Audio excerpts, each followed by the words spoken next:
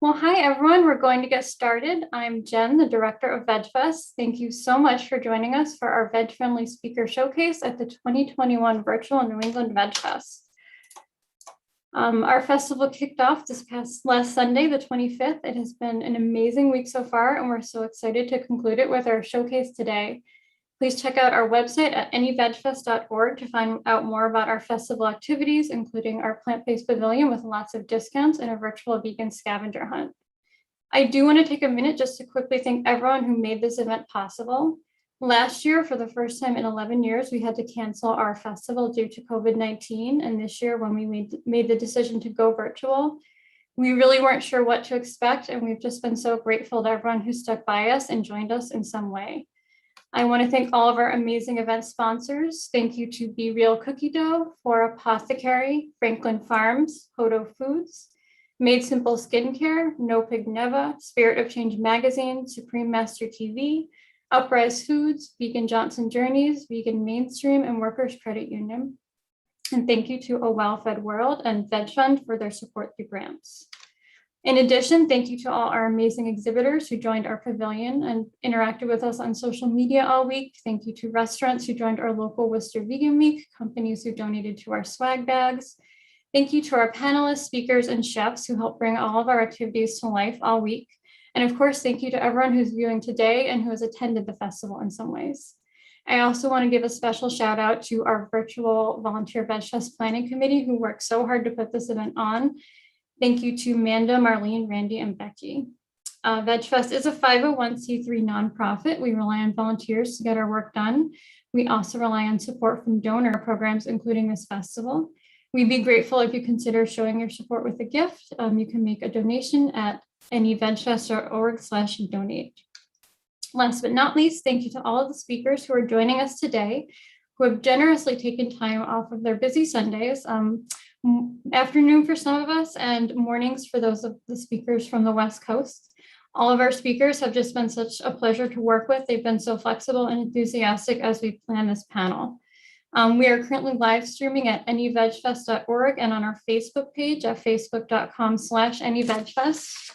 We have a very packed group for you today, so we don't know if we'll be able to take many, if any, questions, but if you have them, please put them in the chat alongside the video on Facebook.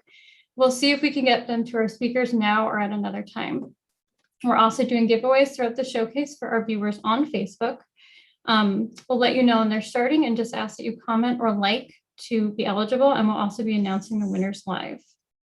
A quick disclaimer, the views and opinions expressed by the speakers in the speaker showcase are those of the individual speakers and do not necessarily reflect the official policy or position of VegFest Inc. or the New England VegFest.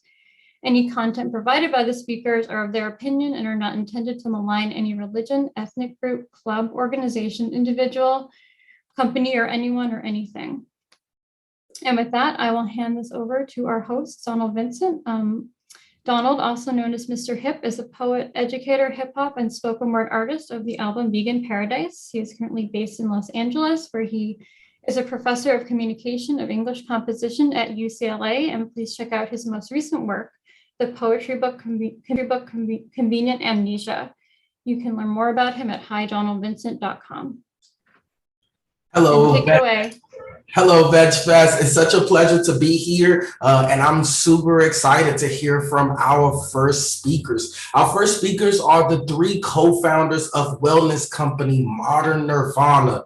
We are thrilled to have joining us from Los Angeles, internationally recognized actress and UN Goodwill Ambassador Kat Graham, breathwork master and content creator Bryant Wood, and four-time Emmy-winning journalist and biohacker Frank Ellariti. Modern Nirvana seeks to be a catalyst for transformation in people's lives and inspire them to take control of their spiritual and physical well-being by sharing ancient practices and modern sciences. Today, the team will be speaking about their personal experience being vegan, as well as some exciting updates from Modern Nirvana. With no further ado, I will turn things over to Modern Nirvana. Thank you. Hey guys. Hi everyone. Hello. We're super excited to be here. Thanks for having us. Mr. Hip, you're quite really impressive. So we're excited to be in this really cool lineup. We were just thinking about how cool it would be to have had you as a professor at school. Yeah, I would have liked school a little bit more. Yeah. Teach me through poetry. So we are excited to talk about our journey with being plant-based, and I guess we've had sort of a different journey with it. Yeah, and also we're actually not in Los Angeles. We're in Austin, where we're having our conference on August 14th, and we're super excited because it's a wellness conference that's focused on everything from meditation, breath work, health, wellness, well-being, and biohacking. So we're super excited. We're honoring Deepak Chopra. So we're actually in Austin right now, gearing up. Yeah, but we all have had a different journey. And why would you originally had chosen to be? Originally, it was, because a lot of people are like, it's for the animals, and it becomes that, at least for people like me who did it for spiritual reasons. I think, I know Kat has a similar journey where in meditation, it was just like, came to us that, you should not be eating meat for these reasons. And that's when I say you, I mean you, it was directly for us. There was like a spiritual component of the karma that we take on from these animals, that live energy. It just felt no longer in alignment to be eating it. And so that was about 10 years ago for me. And then seeing all those like undercover, the PETA videos at the farms. I narrated one. You did? Come with me behind this chicken. Oh. Yeah, it was great. Yeah, I mean, when you see that, I can't imagine. I remember one time when I became vegan, I had ordered a barbecue chicken pizza. This is like 10 years ago. And by the time it got delivered, I was already vegan. And because I had watched one of those PETA videos, and like spiritually, consciously, I just couldn't imagine doing it. What about you guys? Yeah, my journey is very similar, and I'm so glad that we're all having this conversation because I feel like this is how consciousness gets moved forward. And I was a professional fitness model in a way, and I was eating 6 meals a day with 6 ounces of fish or chicken. And I was deeply in meditation at the time, and I was meditating for 2 hours, and I was going into like the subtle bodies and my energies. And then it hit me. I'm like, it feels like I'm killing myself by consuming this much meat every single day. And then when I got out of the meditation, I stopped eating meat immediately. And then for 5 years, I went vegan from this day on. And just to put a little bit of science behind this is they released a study that psychologically, when you eat 6 to 8 portions of fruits or vegetables a day, your happiness drastically increases within 24 days. And this amount of happiness increase is the same of going from unemployment to being employed. So it's so amazing that we're starting to study the things that we can actually control, like the things that we put into our body every single day. Yeah, for me, I think it was 5 years or maybe 6 years ago, maybe more. I stopped counting.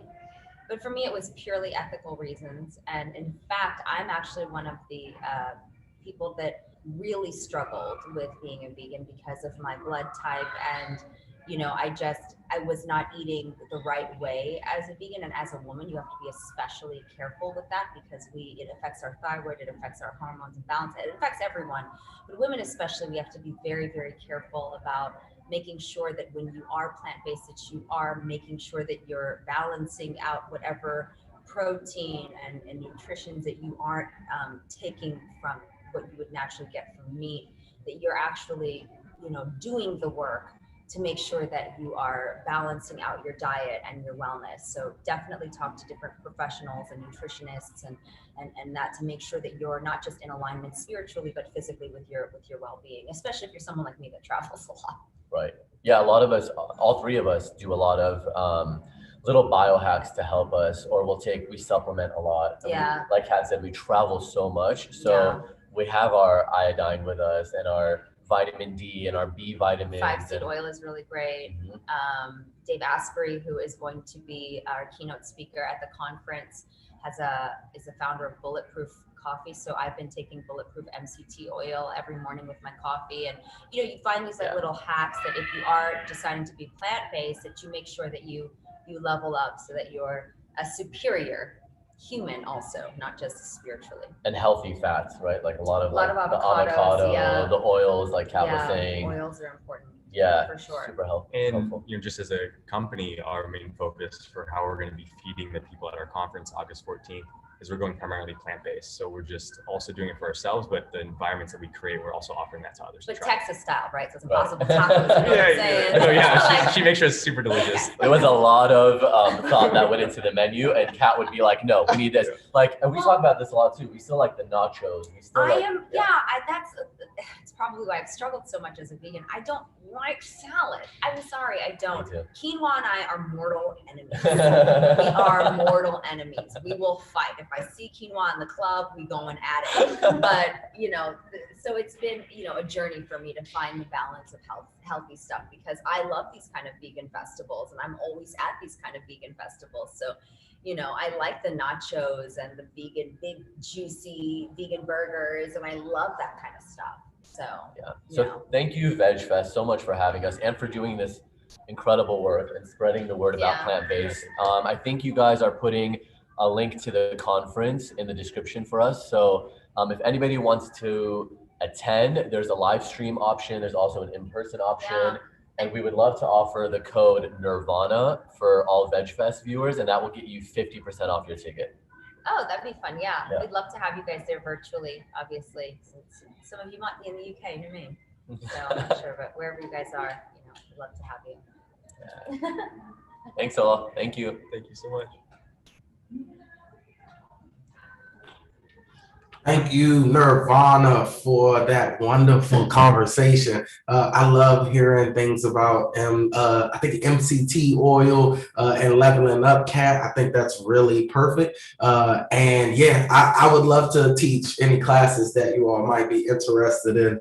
Check Nirvana out. Definitely check them out at the Austin conference. Appreciate that. The code will be posted on our Facebook channel. So 50% off.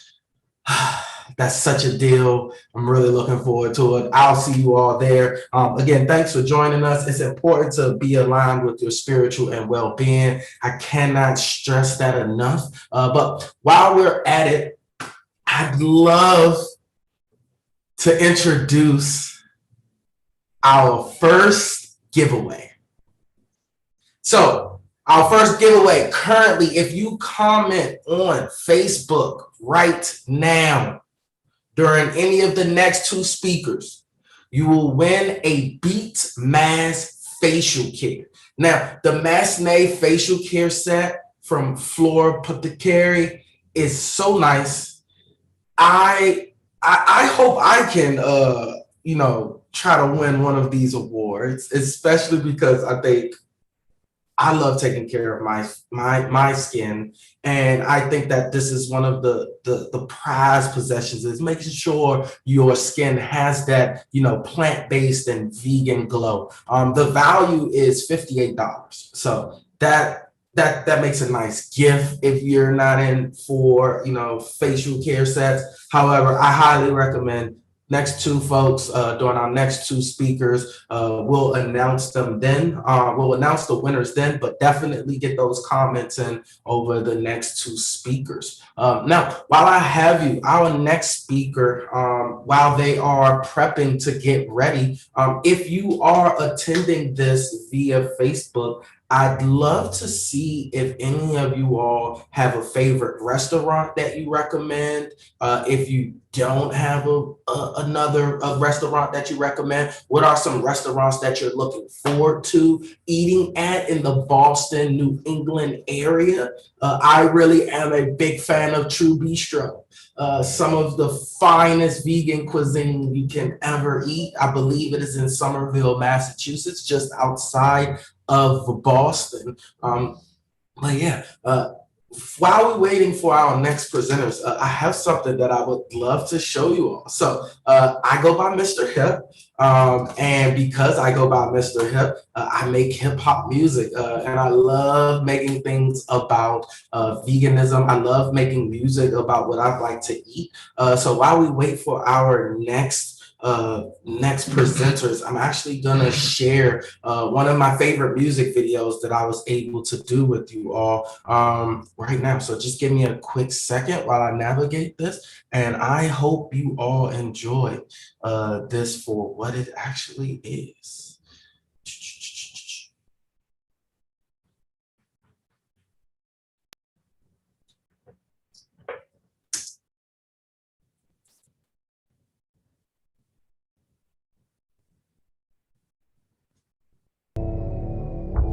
Yeah. Oui. Je suis dans Paris. J'adore la France. Montmartre Recording Studios. This the recipe. Yeah. This the recipe. Yeah.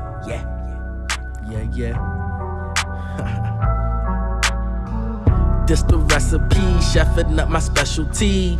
Cook it up. This a recipe, plant-based is a necessity. Hook it up. This the recipe, food the best therapy. Look it up. This the recipe, peace, science, and prosperity. Put it up. This the recipe in the kitchen regularly. Cook it up. This the recipe, vegan is my destiny. Hook it up. This the recipe, live long and successfully. Look it up. This the recipe, eating animals is a parody. Put it up. Banana and ice cream in the blender. Turmeric, seasoned tofu, watch it simmer. Green juice in the morning, I'm a winner. Nope, dead animals. Killing is a sin. Watch me sauce it up in the iron cast skillet. Pecan smoked Satan ham, that's what's for dinner. Whatever you can eat, I can make it vegan. Ask me why I don't eat meat. Well, there's too many reasons. Damn, I love grapefruit, but they ain't in seasons. If the veggies ain't organic, then I'm screaming treason. Get my protein from the plants. I just hope that they believe me. Life is not a gamble. Need some recipe. Check out my YouTube channel. Yeah. This the recipe, chefing up my specialty. This the recipe, plant-based is a necessity. This the recipe, food the best therapy. This the recipe, peace, science, and prosperity. This the recipe, in the kitchen regularly. This the recipe, vegan is my destiny. This the recipe, live long and successfully. This the recipe, eating animals is a parody. Cook it up. Hook it up. Put it up. Put it up.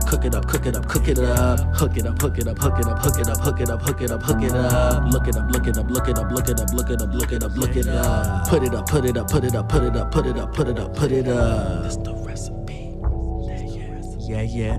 This the recipe. Yeah. This the recipe. Vegan paradise. Yeah. Really do and love making music. Really do love making music on Really love making music for those that can't speak. Really enjoy making music for the voices that go unheard. And a lot of those voices are our animal brothers and sisters. And so, with no further ado, I am about to introduce our next guest. I'm so excited for this one. I'm so excited. So our next speakers, Giacomo Marquez and Danny Taylor, the co-founders of Vegan Protein, a vegan bodybuilding and strength training coach platform, as well as Team Plant Built, the largest team of vegan strength athletes in the world. Giacomo has been vegan for over 10 years and involved with fitness for over 20 years as a coach and competitor in bodybuilding and powerlifting. Danny is a natural bodybuilding figure champion who has helped over 1,000 other vegans on their own bodybuilding journeys. Today, they're both going live to give us some advice about reaching physique goals through vegan nutrition and lifting. With no further ado, Mr. Marquez, and Mrs. Taylor. Thanks for the warm introduction, Donald. And we so appreciate being here at the VegFest live. This is so cool. Today, we want to talk to you a little bit about how to achieve your goals, physique goals, through lifting and nutrition, and doing it in the vegan way. And everybody's going to be at a different place as far as what your starting point is, but the reasons are the same and the approach is the same, no matter whether you're in expert mode or whether you're starting for the first time. The thing that I feel is most important when it comes to starting something new is that you don't have to reinvent the wheel. Someone sees a new project and they're like, oh, okay, well, my life has to revolve around this. And the truth is, you can still eat the way that you want to eat. You don't have to change up your food that much. The first thing I recommend is to keep a food journal for like 3 days, even if you've done this before, and take a look at your eating habits, the kind of meals that you enjoy, and then start to build a menu, right, around it. The things that you have to focus on when it comes to your nutrition for lifting are to space out your protein so that you're talking to your system and saying, hey, I need you to repair muscle and I need you to perform. And the idea is you space out your protein 3 to 5 meals. So breakfast, lunch, and dinner, and maybe a snack, maybe dessert. And that's real simple. Things you might want to do to change how you're normally eating are to maybe add stuff in like tofu or tempeh. But of course, right, after you have a food journal, you have an idea of how much you're eating, and now you can gauge whether you want to eat a little more or a little less, depending on how results happen when you lift. Yeah, so first I would say the most important thing is to decide what you actually want to do with your physique, because like Giacomo said, everybody's goals and starting place is going to be very different. Some people are going to come into veganism with a goal of weight loss. Some people are going to come into veganism, or maybe you've been vegan for a long time and you have a goal of building muscle. The way that you structure your routines is going to look very, very different depending on what your goal is. So while I agree with Giacomo that keeping a food journal is a really good place to start to look at your current habits, I would say before you even do that, you need to determine what it is that you actually want to achieve. So at a very, very basic level, because I know this isn't a very long presentation here, when you want to grow muscle or get bigger in some way, you need to be eating more calories than you burn. And if you are trying to lose weight or get leaner, you need to be eating fewer calories than you burn. So by having a food journal, you have a pretty good idea of if you've probably been overeating or undereating, and you can adjust your calories accordingly.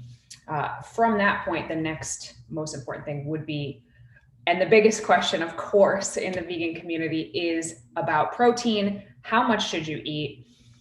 What sources should it come from, et cetera, et cetera. So that's the number one question that we get. So I think it would be in everybody's best interest if we talk about protein a little bit. Yeah, for sure. There's a simple formula to be on the safe side, and it is let's hope I don't get this wrong. 0.8 to 1.2. So about 1, yeah. About 1 gram of protein per pound of lean body mass. And you can figure out your lean body mass without needing to get obsessed about body fat percentage, right? I usually try to range it. An athletic body fat percentage, a little above or a little below, whatever it is. And then you find out your lean body mass and you have about 1 gram of protein, roughly. And that gives you, I would say, insurance so that you're getting more than enough to feel satiated while you're making some dietary changes, but more importantly, to make sure that you're performing and recovering during and after workouts. So for the average person who maybe isn't super active and works at a desk all day, protein is not a big concern. You're not going to find somebody who's under eating protein to the point that they have a deficiency or they have problems. So you'll hear a lot of people when they come into veganism say, most people get way too much protein. You don't even have to worry about protein. And from like just a general health and surviving standpoint, that is 100% true. Protein deficiencies do not exist unless somebody is also calorie deficient. They're malnourished, basically. However, when you are focusing on building or sculpting or creating a specific physique, and or you have decided that you want to participate in athletics and become really active, protein can become a bigger concern for anybody, whether you're vegan or not vegan. And that's one of the biggest takeaways is it's not that weird to accomplish even really big physique goals as a vegan. It's hard whether you're vegan or you're not vegan. It's just about finding vegan sources as a vegan. So Giacomo's calculation there is a good place to start. And if that seems like a high amount of protein for you, you can start lower. Even if you just increase what you've been getting now by like 20 grams, it's still going to be a step in the right direction to help you build the muscle that you're trying to build, or if you're trying to lose weight, maintain the muscle that you have. So that's just one thing I wanted to point out. It's not like, oh my God, we're vegan, we need to eat more protein than everybody else. No, not at all. It's if you are an athlete, you need to eat a little bit more protein than people who are not athletes, regardless of whether you're vegan or not, which we would always recommend that you do it vegan. So that said, the big question is a lot of people don't know what to eat for protein that is vegan. So what are some vegan protein sources that you love? You mentioned tofu and tempeh, but there's so much more than that. Oh, the list is endless, really. Lentils, seitan, any of the store-bought products that are a combination of those things, including pea protein and chickpea flour. You can get real creative and make recipes. The internet is flooded with recipes with creative ingredients that we couldn't imagine using 10 to 20 years ago. The possibilities are just so endless. We have free recipes on our YouTube channel. You can Google and find just about anything, as opposed to just saying, oh, well, now I need to consume a protein shake to get what I need. And it's so not the case. Yeah, so there are a lot of plant-based protein powders on the market. So if you don't like one, try another one. That said, nobody needs to consume protein powders. If you don't want to consume a protein powder, there are so many food sources that you can get even large amounts of protein from plant-based sources, like Giacomo just said. Other ones that I don't think I heard were things like soy curls. Butler's soy curls are fantastic. Textured vegetable protein. Nutritional yeast has 6 grams of protein per 2 tablespoons, and it is so delicious on everything. Even things like your greens, your broccoli, your kale. When you're making that the base of your meals, the protein grams in that add up as well. So count your protein from all of your sources, because you might be surprised you're getting more than maybe you initially thought after you first go plant-based. But on the flip side of the nutrition, the lifting is just as important. Lifting weights or resistance training. You can use your body weight, you can use dumbbells, bands. Many of us have been home for the last 18 months and don't have access to a full gym's worth of weights. But as long as you're using resistance training of any kind, you are going to help stimulate that muscle growth in conjunction with your diet. So talk more about why lifting. Stimulating your muscle growth in conjunction with your diet through lifting is so important. And I think it's largely underrated. I feel like there's a lot of fear around lifting, like you're going to break your body down. And I think it's quite the opposite. Without a steady dose of resistance training where you're focusing on your muscles getting stronger and getting bigger, right? Lean muscle tissue growth. I mean, you can word however you want, whatever feels safe. More muscle because your resistance training is going to help your increase your bone density, because your bones need to be stronger for that muscle hanging off of your frame. So looks aside, it's just so good for your health. And the older we get, we just lose muscle naturally, and you want to fight the aging process. And you're going to tend to, more likely than not, make healthier choices when you know that you want to feel good when you exercise. And I just have to throw this in, if anybody who's watching this, if your goal is weight loss, a lot of people like poo-poo weightlifting because it's not their main goal. They want to lose weight. And as somebody who lost almost 100 pounds and did it without lifting weights, I reached my goal weight. I was very unhappy with the way that looked because there was no muscle underneath it. A lot of people say they want to look toned. Toned is just a fancy word for muscle. Even if you lose a tremendous amount of weight, if there's no muscle underneath it, it's probably not going to look the way you imagined that it was going to look. So if I could go back and do anything differently from the last 20 years of my journey, I would have started lifting weights sooner, because that is when my physique really, really started to transform. So ladies, if you're watching this, don't be afraid of lifting weights. You're not going to get bulky. You're not going to get manly. That doesn't happen by accident. Believe me, I've been trying for a long time. So definitely give that a shot for sure. The other thing I feel when it comes to lifting is that we're so excited and we want to exercise every day, 6 days a week. The truth is that when you start small and you build from there, your body's going to feel better. You're more likely to stick with it and you're more likely to get results. The thing that I recommend doing is a full body workout, 2 to 3 days a week to start, and to get in anywhere from preferably 30 to maybe upwards of 45 minutes. Now you're telling your whole body from head to toe that you need these muscles to work 3 times a week. And you're also introducing me into your schedule in a practical way. And then you can build from there anywhere from a month to a year and a half later as you see fit. You're not going to get results if you don't do it for a year and a half consistently. That's, I would say, the point where you've built your base, right? We call them newbie gains, for lack of a better way of framing it. And then a year and a half in, you wind up having a nice solid amount of muscle to enjoy, having a healthier system and finding out where you want to go from there with lifting. Yeah, definitely. This is not something you want to try for a couple weeks and say, oh, it's not working, and back off and do something else. Consistency when it comes to physique change, muscle building, fat loss, weight loss, maintenance, any of those things, consistency is the name of the game. This is a marathon, not a sprint. Stay with it. The changes happen slower the longer you do it, but also the longer you have those changes, the more likely you are to keep them, which I think is very important. Nobody wants to have a crazy transformation and then lose it immediately. Most people want to keep the things they worked really hard for, and the consistency is what does that. Well, underneath all of that, a lot of people focus on, the diet. They get really, really nitty gritty about exactly how many grams of protein do I need to get? What time do I need to get it? Are there supplements I should take? If there was a pyramid of importance, this stuff would be at the top. At the bottom of that, there's a lot of other stuff that you need to get straight first. And those things are sleep, hydration, stress management, and the overall consistency. Without those things, all of the other little bits, they don't matter as much. You can get the protein grams right, but if you're sleeping like garbage, you're not going to get the results that you need.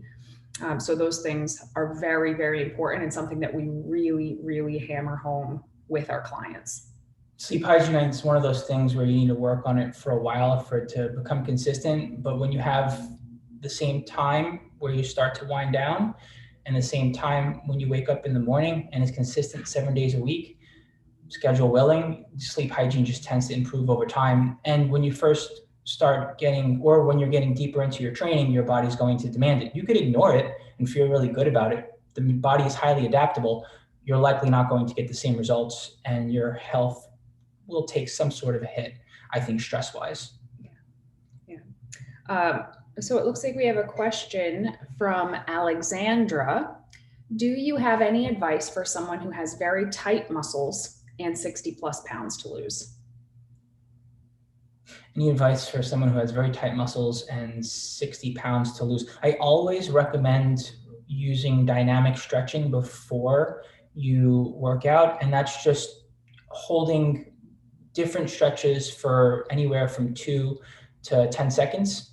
And just like quick little stretches, and it gets the. So it's just putting the muscle through the whole range of motion. Mm-hmm. So if you see people doing these kinds of stretches, like right, that's dynamic stretching, as opposed to holding this for 30 seconds would be a more static stretching. So I would just say stretch every day. Stretch every day if you have tight muscles. Don't feel like you're trying to win a yoga competition. Just, stretch to a point that feels like you are stretching, even if it doesn't look like much. That's fine. That's how you get more flexible. And I guess I didn't mention this earlier, but my absolute number one tip for somebody who has a lot of weight to lose, absolutely.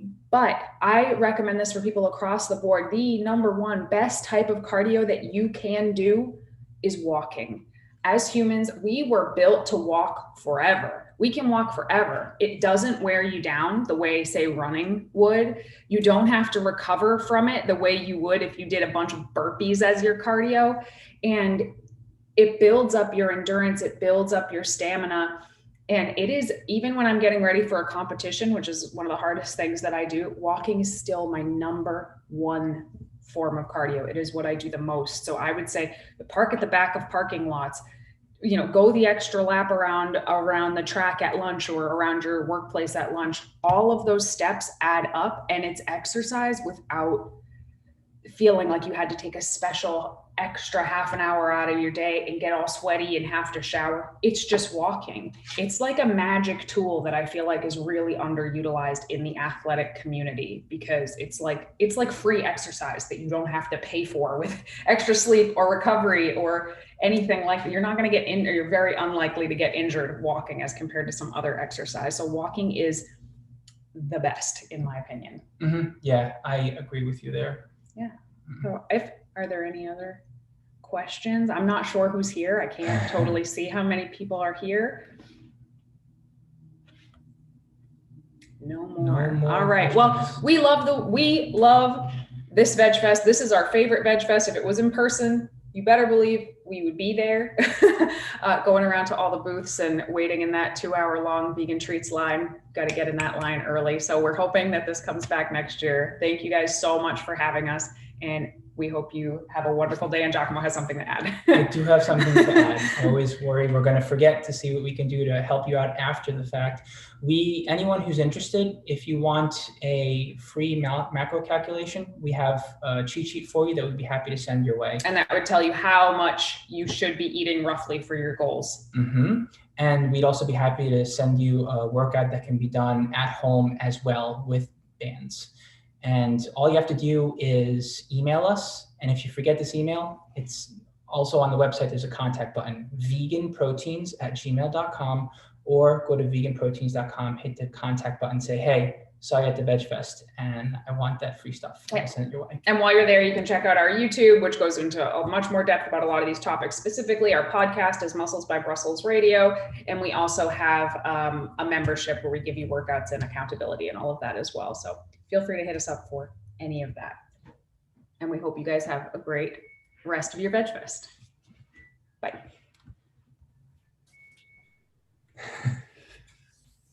Oh, I'm back on camera. Thank you so much, the duo from Vegan Protein. I'm so excited. You know, thank you so much.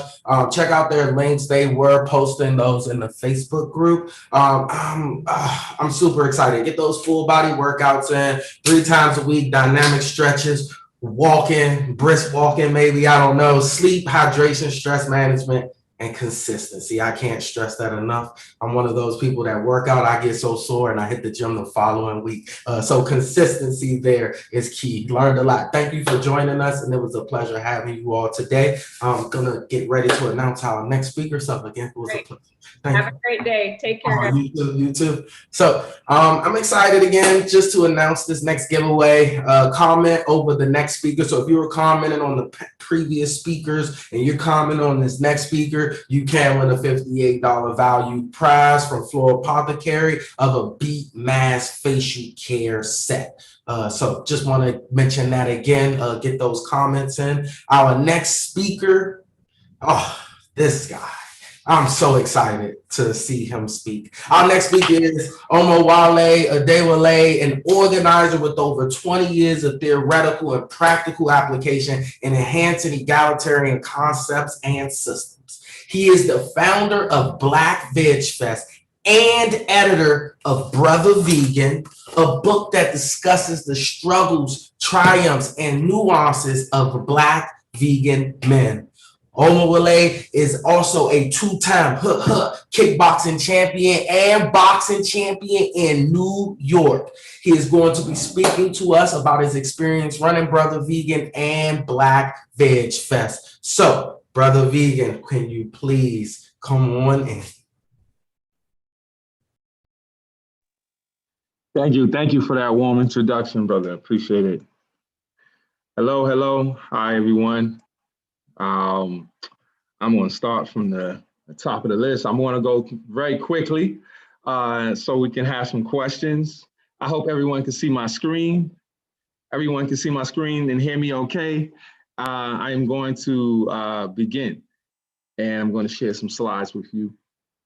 So my work, it might be pretty obvious in terms of the work that I do in bringing the Black community into this conversation of veganism, but also other BIPOC communities as well, and giving trans and queer folks in the community also space to breathe and to make sure that we hit areas that are usually fit for marginalized folks, people who are marginalized, forgotten about, who have to struggle through these issues. And so, and we'll kind of get an idea and understanding of the work that I do from a theoretical and practical place. My name is Omawale Adewale, and I am the editor of Brother Vegan, and I'm a founder of Black VegFest. And so I want to speak to that. And good morning, good afternoon, wherever you are right now, and also good evening. Thank you for being here. So I'm going to go on to the next slide, if I can. There we go. So I want to speak on local and domestic impact. When I say local and domestic impact, when I talk about impact, I'm talking about my particular impact. What is the impact that we have as organizers, as folks who happen to be vegan, you know, people who do advocate for liberation for animals and for people. And so my impact has been helping my mom in her 60s go vegan. My impact has been helping my partner go vegan, who's been vegan for 5 years. My impact is my daughter looking up to me and wanting to follow my work and also become, you know, my assistant. This is my impact, and the work that I do locally, nationally, and internationally is helping people to make clear distinctions on what veganism is not, what liberation overall is not, but also, of course, what it is. And some of these will be very clear through some of these picks, especially in terms of the little time that I have. And I think that would still underscore those points. So here I am, this is more local impact. And when I'm speaking to young people in the community, you know, I'm talking to them about veganism. Here I am actually helping them, you know, bake cookies, vegan cookies. Also, they didn't think that you can make vegan pancakes. So here we are.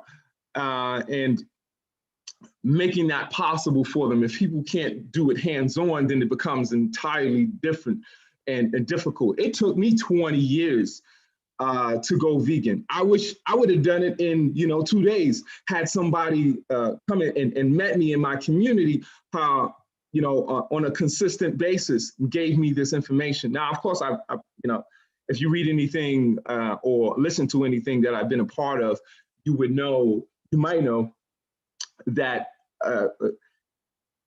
I was helped to go vegan, you know, in 2013, and took 20 years to make that change. As soon as somebody brought it up to me, I made that transition, you know, like that. That's not going to be the same for everyone, because that was a slow progression. And so I give people that space. I might have started when I was 15. Some people might start a little later, but we can help people get to that place if we understand how things are interconnected. And of course, if you understand intersectionality, then you understand that, you know, folks have sameness in terms of how they are oppressed, but also sameness in terms of how they can actually address it. That we connect, that you can be working class, you know, whatever your culture and your background is, and you can have similarities with someone else who might be working class, but maybe not the other similarities in terms of race, in terms of, you know, where you live. And so focus on the commonality. And so this is just more, examples in terms of how I really try to bring veganism to the community. Now, the folks in this picture, these are seniors who are not familiar with veganism before I get there. And I'm trying to teach them some of the simplest, but also some of the most difficult ones. Some of the most difficult ones is, they might not think that, you can create vegan appetizers or baked goods, certain stews, and because they just never seen it vegan. They've never seen it without, dairy. They've never seen it without, eggs. And so that becomes very difficult, and that might be easy for you, but how do you actually apply and help people along? So more examples. This was done last year, 2020. You can see people with the mask on. And so this was People's Harvest, what some folks call Thanksgiving. And so we, the resources that we did did harvest, we wanted to make that, affordable for folks. So it was free. And so we explained to them that, this is partly what veganism, is. It is compassion, right? And that extends out in so many different boundaries. 2018 is Black VegFest, folks coming out and connecting the dots. You've been to other VegFests. So, we of course wanted to make sure that we can communicate, with the community. A lot of folks, are vegan in the Black community, but might not show up in every single VegFest. Then there are also so many more people who are not vegan and want to find out, and so they do it in the comfort, of their space or where they live. And so this is Crown Heights. This is beautiful because I'm born and raised in Crown Heights. This is in Brooklyn, and it was just huge. So Bed-Stuy in one photo, and it's Crown Heights in the larger. And this is the international, impact that we have. This was, in India, and allowing them to actually, understand where liberation, begins and does not end, that we can address these issues. This is, of course, this is UK.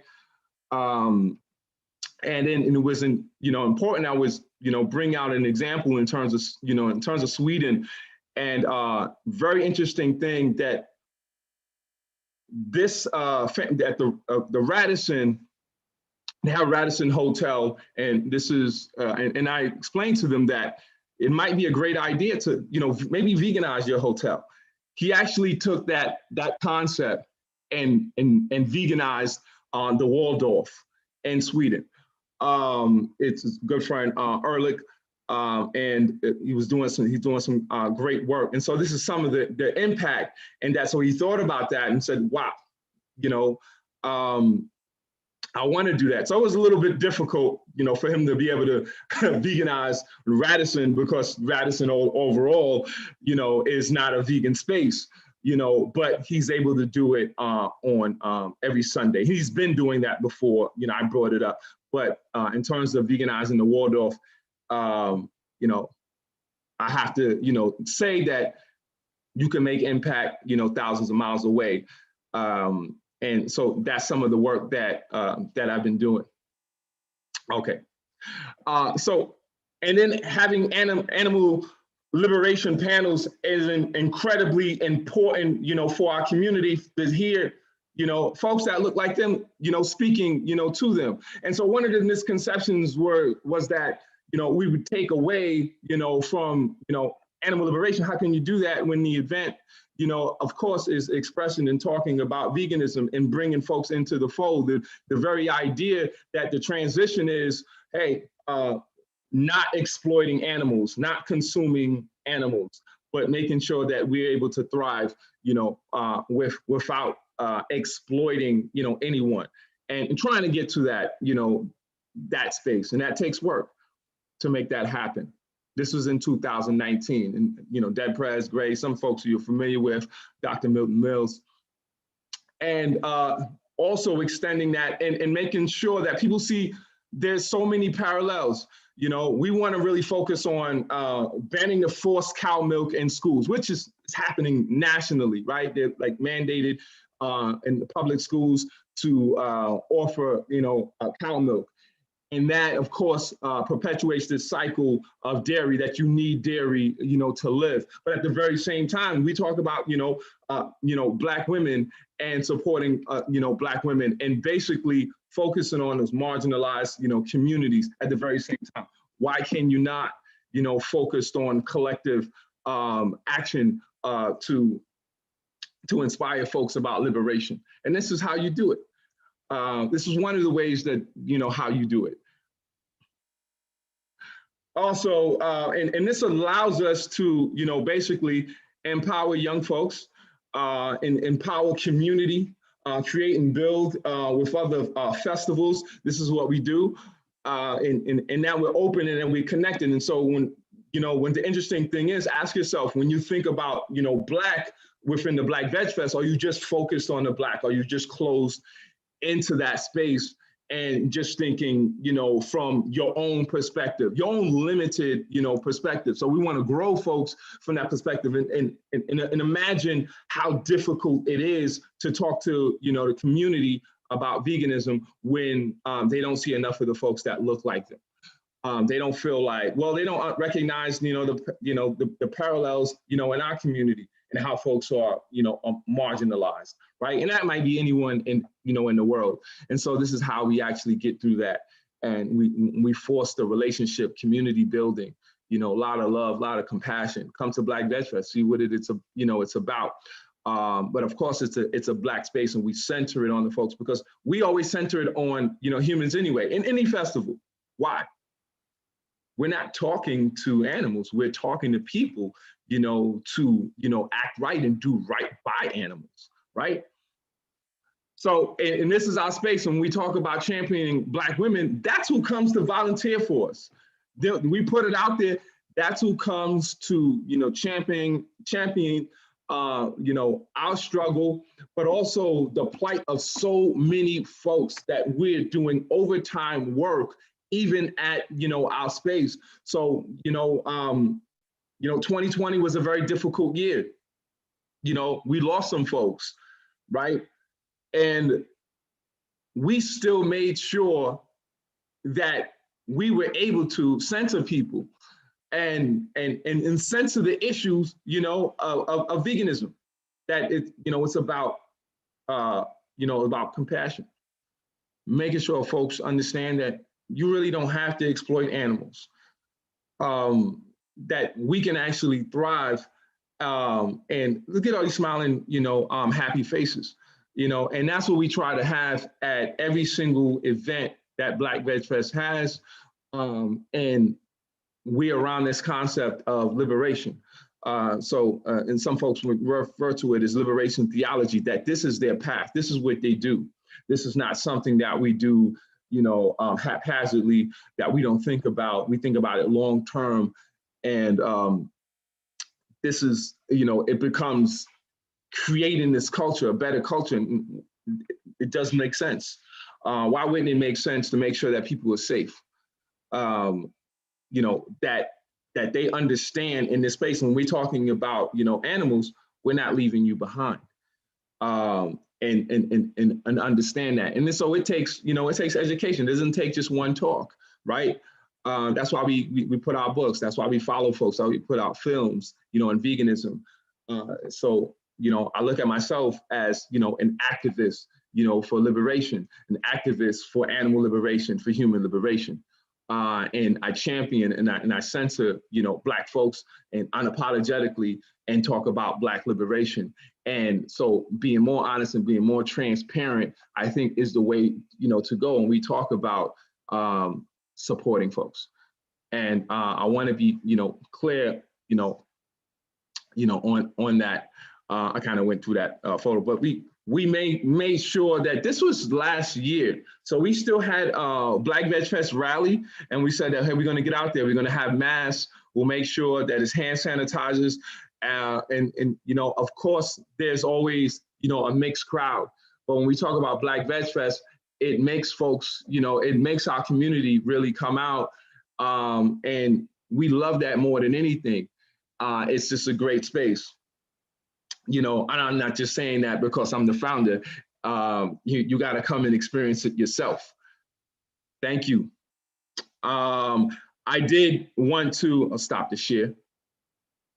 I did also want to bring up Brother Vegan, and you might have seen the picture already. Brother Vegan is available right now anywhere where books are sold, and this piece I must say, and I try to say it as much as possible when I talk about Black women. I have to bring up Breeze Harper, Dr. Breeze Harper, who put out Sister Vegan. She was trying to communicate and connect with our community to the suffering and understand the suffering of animals, right? How difficult might that be if folks who are oppressed, who are shot down in the streets, still have the wherewithal to know that there's other folks that are still being oppressed right now, that there's still billions of chickens being murdered annually, and millions of cows as well, and feeling like, well, why can't I express this message further and make intersectionality more of a reality than something that is difficult to understand. So that's my time, and I'll be ready for questions. Thank you very much. Hey, I have a question.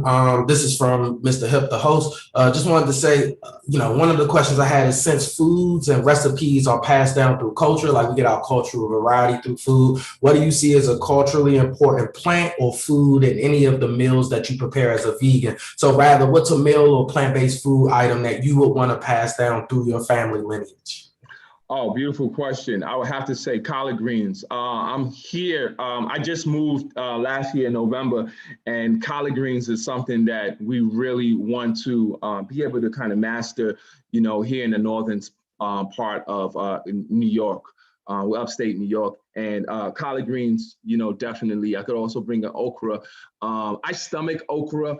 I really didn't like it. But there were so many other ways, and not just fried, that I was able to kind of, learn that, I had to season my palate, for okra. And so I like it, but it's at the bottom, but if it's on the plate, I'm going to eat it. So those are culturally, fantastic foods that I think that, our community, really needs to, preserve. And also it's a segue into veganism, because those happen to be vegan foods, right? That are very popular in the community. But collard greens, definitely number one. I just love greens. Thank you. Thank you. I'm a big fan of the greens. My grandma's from the South, so all for the greens. Okra, we'll have to have a conversation offline. I'll send you a video of a comedian talking about okra. I think you'll enjoy that very much. But I wanted to say congratulations on Brother Vegan being selected as the Critical Animal Studies Book of the Year.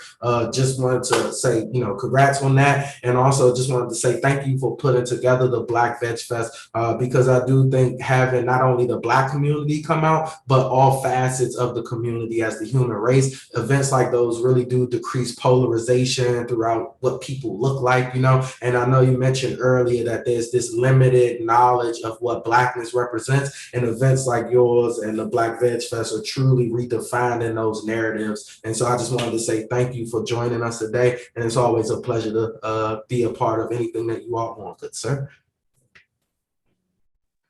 Thank you very much. I appreciate you and your contribution to Brother Vegan. Oh, no problem. No problem.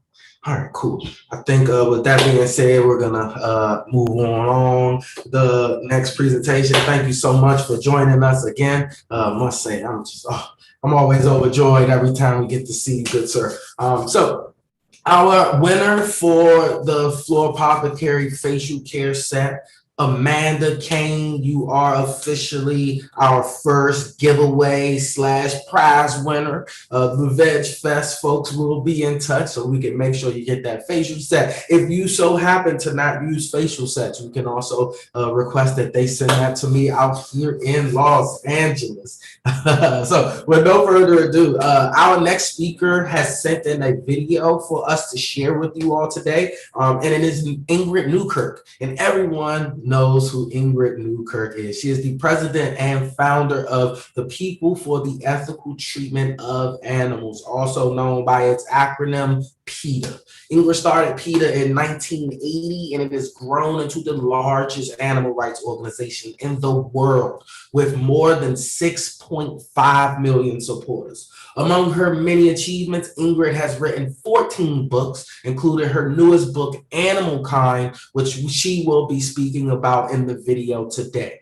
Ingrid was so kind enough to not only send us this video, but she also sent us 4 copies of her book. So this is going to be me announcing the next giveaway. If you comment on Facebook during this next presentation, we will be giving away 4 copies of Animal Kind. Definitely a good read as we end the summer and fall approaches. So with no further ado, Jen, I am going to give it up to you.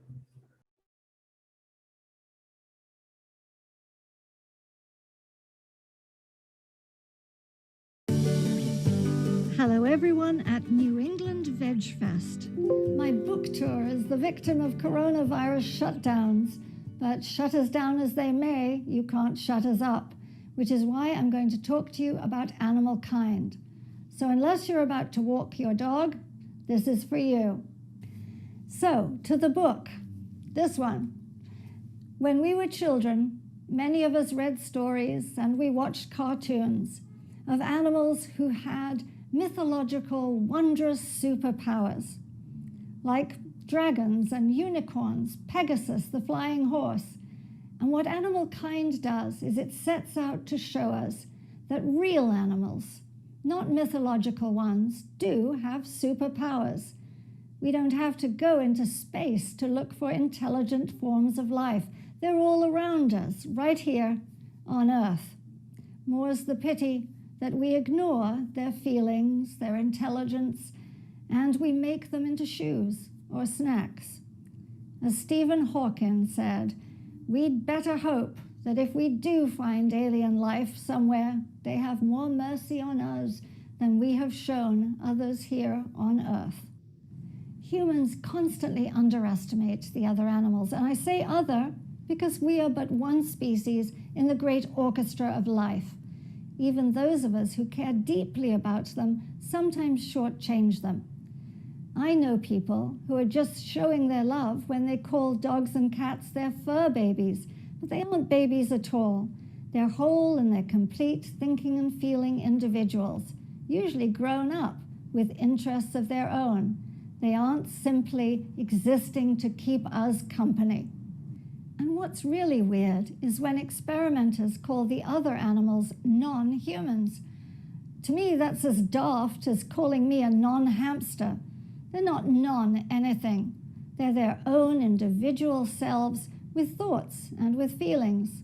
Somehow, we have to stop ignoring those feelings. For example, when a mother cow's love for her infant is not even considered a factor if some human being wishes to have a glass of milk or make a pizza topping. And that milk was meant for those calves, just as Joaquin said at the Oscars. Let me give you some examples of animals' real-life superpowers. Not all of them, or you won't buy the book. The Western painted turtle can hold his breath under the ice for over 100 days, whereas we can't hold it for 10 minutes. Our military has tried to replicate spider silk that is pound for pound 10 times tougher than Kevlar. And forget Spider-Man. Geckos have suction cups, electronic suction cups on their feet so they can go up the ceiling and look down at us from the top. Almost no one is flying now, and my flight to Toronto to a bookstore was deemed non-essential. But if you go to the airport, it's a maze of eateries. On the plane, you can get a snack, and then they offer you food for sale. They must think human beings have to be fed every few minutes like a baby squirrel. Yet the godwit, which is this tiny little bird from New Zealand, flies 7,000 miles under his own power without stopping. No jet engines, no GPS, no drop of water. And speaking of squirrels, they bury nuts by the position of the stars in the sky. And they use sleight of hand. They will, if they think you're looking, bury the nut somewhere else, but pretend to bury it where you're watching them. We use a GPS, but pigeons use low-frequency radio waves to navigate. Perhaps you've seen Peter's investigative footage of pigeon racers being told to let their pigeons go across a large body of water. Those pigeons only fly across a large body of water that they're deeply afraid of because their babies are kept on the other side in the loft, and they're wonderful, wonderful mothers. In fact, the male and the female pigeon both make milk for their babies in their crops. And if you see a pigeon with his beak down another pigeon's beak, he may be kissing her because they're very romantic, or it may be that he's feeding his child. Well, the pigeon racers know this, so they make sure that the pigeons' babies are kept in the loft. So when they release those pigeons, they risk their lives and limbs and sometimes don't make it to get back to the other side to feed their babies. Humans used to think that that rumbling sound elephants made was indigestion, but it's really powerful infrasound waves that they use to communicate with each other underground for more than a mile. They call it now silent thunder because only the elephants understand what that noise means. Rangers have found elephants cowering up against a fence line at the furthest border of a wildlife park in Africa. They'd been warned by another herd over a mile away that elephants there were being culled or killed. You know that even now, baby elephants are captured for export to Chinese amusement parks. Gorillas play tag and they swap roles. The little mouse speaks in ultrasound vibrations like the ones in our jet engines, and chimpanzees are 10 times stronger than a human being without going to the gym. Roger Fouts, he's a primatologist at the University of Washington, recounts how one of his students was walking a baby chimpanzee on a leash one day on the University of Washington grounds when the chimpanzee decided to be extremely naughty and climb a tree.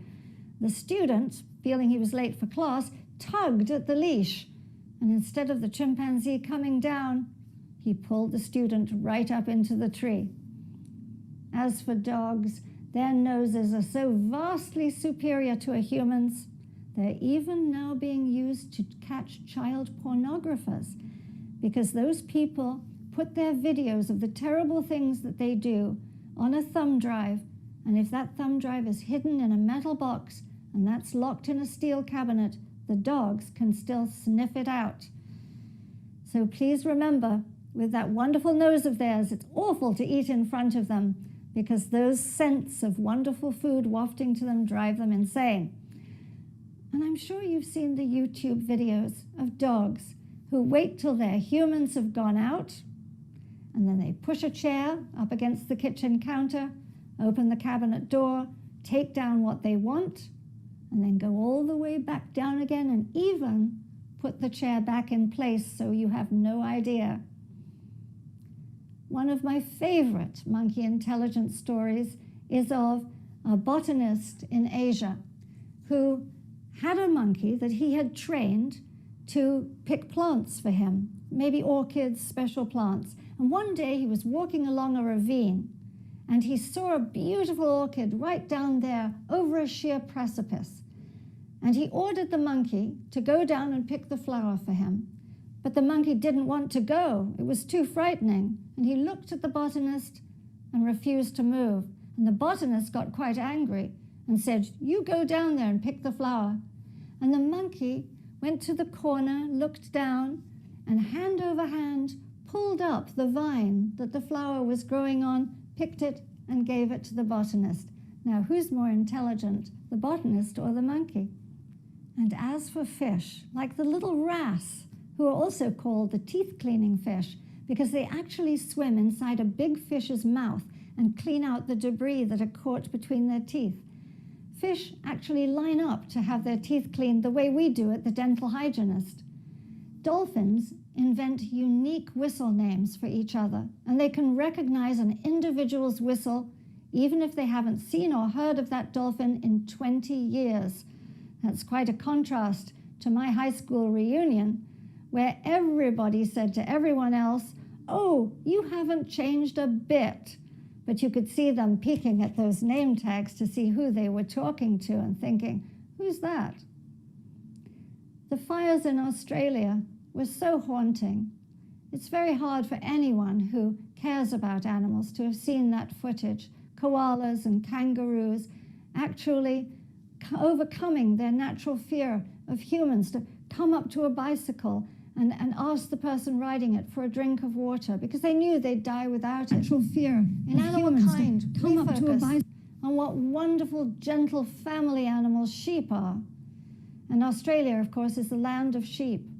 We talk about how a sheep can recognize dozens of other sheep and human beings from photographs, and how a ram will lie down and let other sheep jump on his back so they can go over a wall. But in Australia, during the fires, what you didn't see on television were all the sheep who had tried to escape and had run and run only to be caught by the fence lines of the sheep ranches and burned to death there. That's why we tell people, please never buy wool.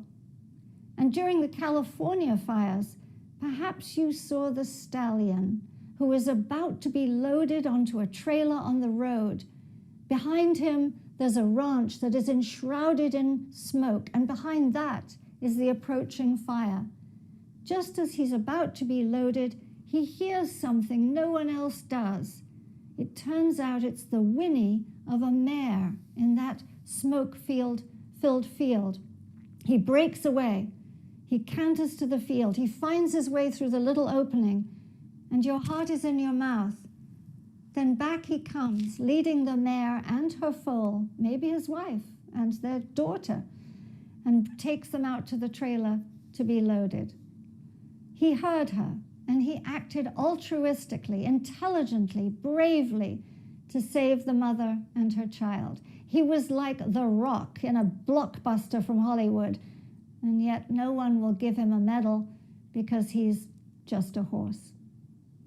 In Animal Kind, we show how other animals experience joy. Cows let out of a shed in winter in which they've been cooped up, maybe in Austria or somewhere, kick up their heels and they actually jump for joy. And bulls, who weigh a ton, literally a ton, love to play with a tire rolling it around. In Animal Kind, you'll find tons of ways to help animals and convincing facts that you can use to get friends and family to recognize that all animals are our fellows and they need our respect and they need our protection. There are ideas for everyone, no matter your age, your career, your interests, whether you're rolling in money or poor as a church mouse. It's a bit like Christmas at Buckingham Palace with all the presents under the tree. I leave you with a quote from Anne Frank. She wrote, "How wonderful it is that nobody need wait a single moment before starting to improve the world." I hope you really enjoy the book. Please consider buying it for someone on the fence, perhaps someone who has a dog or a cat and hasn't connected all the dots. Actually, buy a crate of them, and then you'll never have to think what gifts to give someone for a birthday. Thank you. Thank you for all you do for animals and to make a kinder world. It means absolutely everything.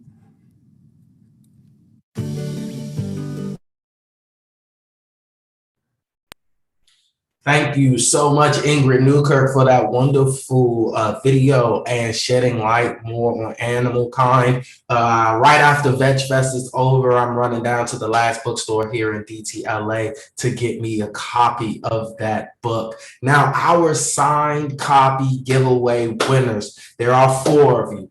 Aspen Rains, Carr Williams, Michael Trigiano, and Katie Morvan. Jen will be in contact with you all because, again, you are our 4 winners for our animal kind giveaway. Thank you for being very engaging in the comment section. I stress, for those that missed out on the opportunity to win the giveaway, we have another giveaway slated for you all today. We are moving right into the next one.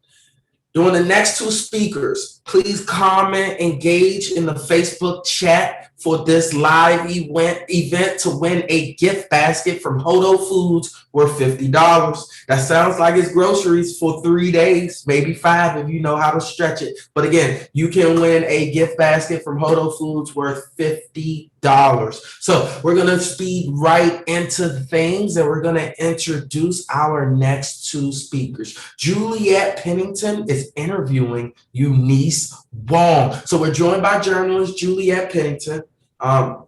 Juliet is a longtime vegan and a frequent speaker at veg events who writes for the Boston Globe and several regional and national magazines, including everyone's favorite, Veg News. She is also an adjunct professor at Boston University. Eunice Wong is an award-winning actor, audiobook narrator, writer, teacher, and vegan activist. She wrote What the Health and The Sustainability Secret, the official companion books to the Netflix documentaries What the Health and Cowspiracy. She has spoken at various vegan events and podcasts and was a researcher on the upcoming film They're Trying to Kill Us. Eunice and Juliet, we look forward to seeing what you all talk about today. Thank you. Hello. Thank you so much. Hello, hello. Think we got to start video. Hi, Eunice. Hi, Juliet.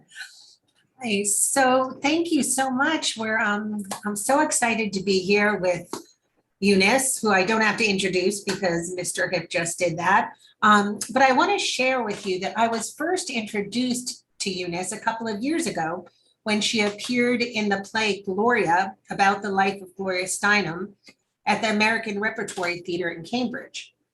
During a post-performance roundtable discussion, I, a humble audience member, broached the topic about how female oppression has a direct tie to the way humans treat other species, particularly female cows on dairy farms. Having no idea that Eunice was vegan, I guess I expected eye rolls from the cast members and the audience. Instead, Eunice couldn't get to the microphone fast enough as I finished my pontification to not only endorse my sentiments, but to take them to a whole new level with facts and figures and a depth of humanity that just, well, to say she blew me away would be an understatement. So as you can imagine, I'm thrilled to be here with Eunice today. I wanted to note that with live performances coming to a standstill during the pandemic, Eunice has dug deep into the world of audiobook narration, specifically lending her professional expertise to vegan-themed books so she could give voice to the messages that she wants to share with the world. And we'll talk a little bit about that in a minute. But first, if you don't mind, Eunice, would you start with when did you adopt a vegan lifestyle and why? Wow. Well, I'm coming up on 7 years, I believe, will be my vegan anniversary in the fall. So 7 years, and it started because I was doing a yoga teacher training with Laura Hyman, who has been vegan for, oh my gosh, like at least 20 something years, I want to say. I could have that wrong, so pardon me if I do. And she, because the primary precept of yoga is ahimsa, which is the concept of do no harm, she had an entire unit devoted to that idea, and in a very compelling and not pushy way, because I don't think any of the students were vegan. She taught us about, how animals were treated and showed us videos. And I was particularly interested in it at that time from the environmental aspect. And I had never heard of the environmental impact of the animal agriculture industry. And so I did a lot of research into it. Cowspiracy came out that same year, and that blew my mind. I'd never heard of any of these statistics or these impacts. And so that was the springboard for getting me into veganism, was the environment. But then, of course, I learned more about what actually happens to the animals who are raised for food, exploited for food, and about human health. So it all kind of came together in a, multidimensional way. Very good. Very impressive. Well, while there's so many facets to the vegan movement, would you share with us your thoughts on the cultural construction of the intersectional oppression and how feminism and veganism are more connected than most people think? Yes. I'm so glad you brought up that talk back at Gloria, because through that whole process, which was a wonderful process, but it was so focused on the liberation and equality of human females. And of course, in my mind, I was like, yes, but what about all the other animals who are being used and exploited, and that's normalized? So there's the very obvious examples of the dairy industry and the egg industries, which Sherry Kolb wrote in Mind If I Order the Cheeseburger. She called them systems of female reproductive slavery. And that's exactly what they are. But people don't see that. They just think of milk and eggs as products not related to reproduction. But if you think about, not even very hard, what they are, milk is the breast milk of cows, and eggs are literally the eggs of chickens, and you have to be female to produce these things. So there's that very, very specific tie between the slavery and exploitation of female beings for profit, for commodification.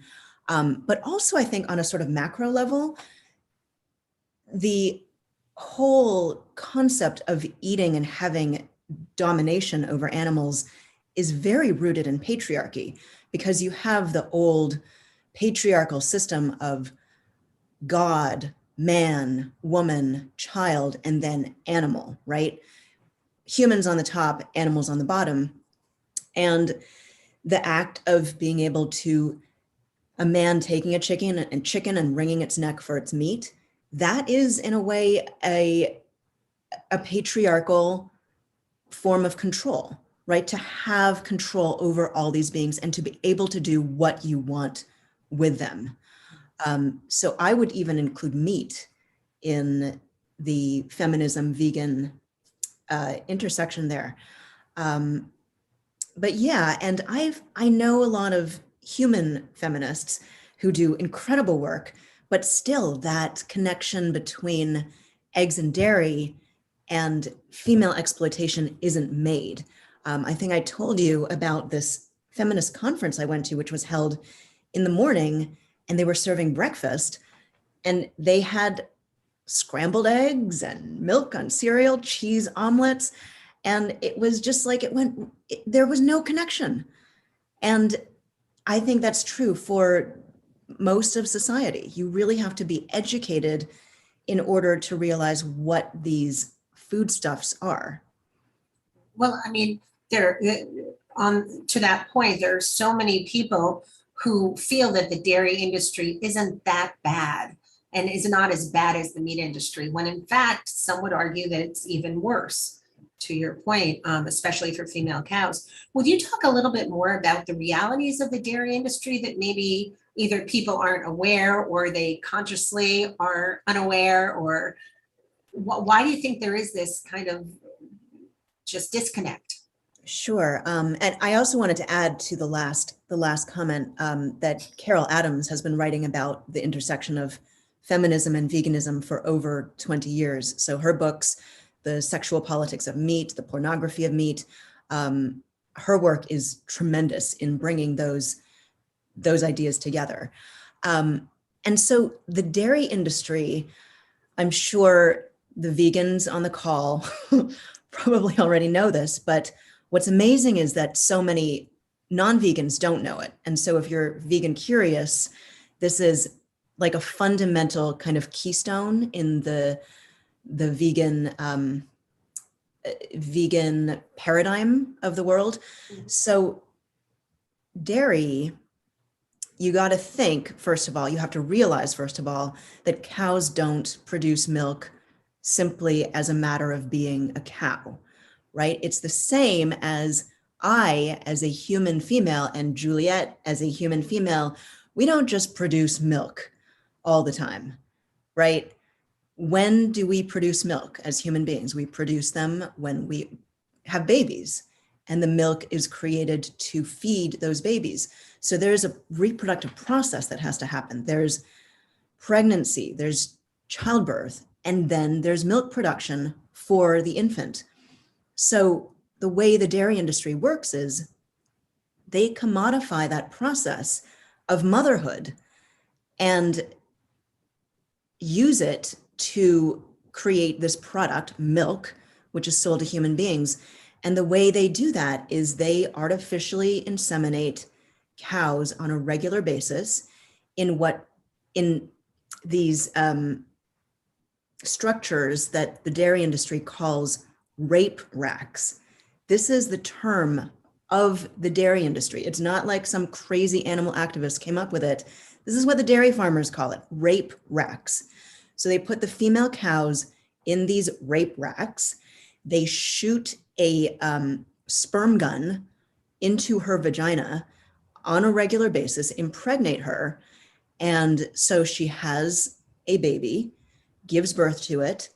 And when she gives birth to it, they don't want the calf to take the milk because they want the milk to sell it. So they take the calf away. And an offshoot of the dairy industry is the veal industry, right? They take the male baby calves because they won't produce milk and they're useless to the dairy industry.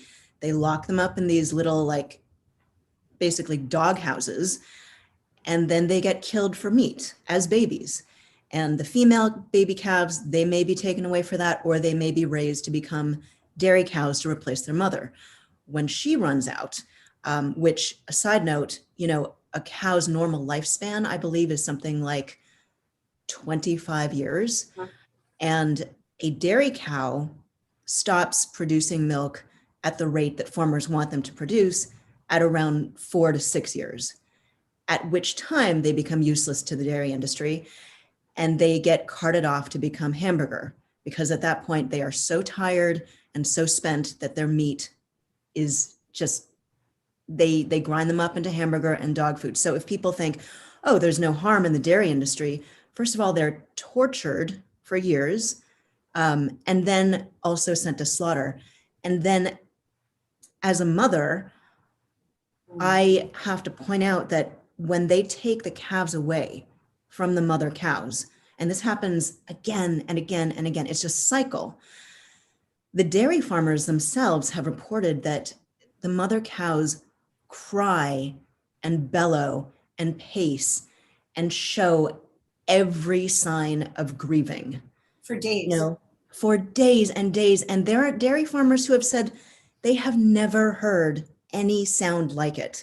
These mothers calling for their calves who was taken away from them at birth, or, maybe a couple hours after birth. And, it makes my blood run cold. And also, as a mother who breastfed my children for 2.5 years each, and I was just overwhelmed at the emotional connection that is formed when you breastfeed a child. I had done all this research on childbirth. I'd done no research on breastfeeding. And so when it happened, it was like the flow of hormones happening and the bonding, the emotional bonding through the physiology of hormones is incredibly intense. And you really just have to think about the dairy industry as the breast milk of these female mammals. And to think of having your child taken away from you at that point, I don't know how any feminist could support that, or any person who believes in peace or compassion, but certainly anyone who's fighting for the rights of women or females of any kind. This kind of strikes to the heart of what it is to exploit a female being. And we are the only species that drinks another mammal's breast milk. That's right. That's right. And we've normalized it. But if you were to walk into a Starbucks and instead of like regular milk, you ask for, I'd like a little human breast milk. Could you arrange that? People would vomit. And like, why? And that's actually more natural than our drinking cow breast milk. And then you can get into the whole health aspect of it, where they extract most of the milk from these cows as they're pregnant, which boosts the level of female reproductive hormones in the milk by a ridiculous amount. And then you hear non-vegans saying, yeah, I don't drink soy milk because of the, they can give you man boobs. And it's like if you drink cow's milk, that is like a liquid form, basically, of female reproductive hormones and growth hormones, which are designed to grow a baby calf from 60 pounds into 1,500 pounds. So I could go Just on. on so many levels. There are So so many many, levels. yeah. Well, Yeah. we've been given the 2-minute warning. So real quick, would you, I know you talk about a variety of vegan related topics in your narrated audiobooks. What are some of your favorites and how can our viewers get their hands on them? Well, so I've done a handful of them that are specifically vegan related. There is Letters to a New Vegan, which is an amazing collection of letters written by veteran vegans to new vegans who are just starting out and giving advice and saying, when I first became vegan, I wish I'd known this. So that's like wonderful for people who are just starting out and need that kind of support. And then to this topic, there is an incredible collection of essays called Defiant Daughters. 21 essays, all written by women, about veganism, activism, art, tying it all together to Carol Adams' book, The Sexual Politics of Meat, and examines all these facets of feminism. So if this is a topic you're interested in, that one is fabulous. There's also a collection of poems by Gretchen Primack, which is heartbreaking and funny, beautiful. There's one in particular about a dairy cow giving birth, which is actually the sample. If you go to Audible and you listen to the sample, part of the poem, not the whole poem. And then there's another one called Millennial Vegan, which is similar to Letters to a New Vegan, but focused specifically on younger vegans from the age of like 15 to 35, with lots of advice. That one's written by Casey Taft, who's a psychologist and a vegan. So he uses, a lot of things he's learned in the world of psychology to give support to younger vegans who might need it. And if you're interested in those, you can email me, eunice@eunice.wong.com, or you can find me on social media.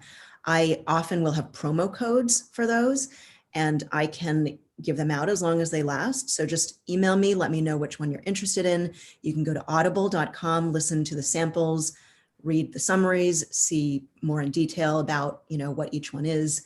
And I would love to get them out into an audience that would appreciate them and, Share them. need them, share them. Exactly. Yeah. So if our listeners go to audible.com and then plug in your name.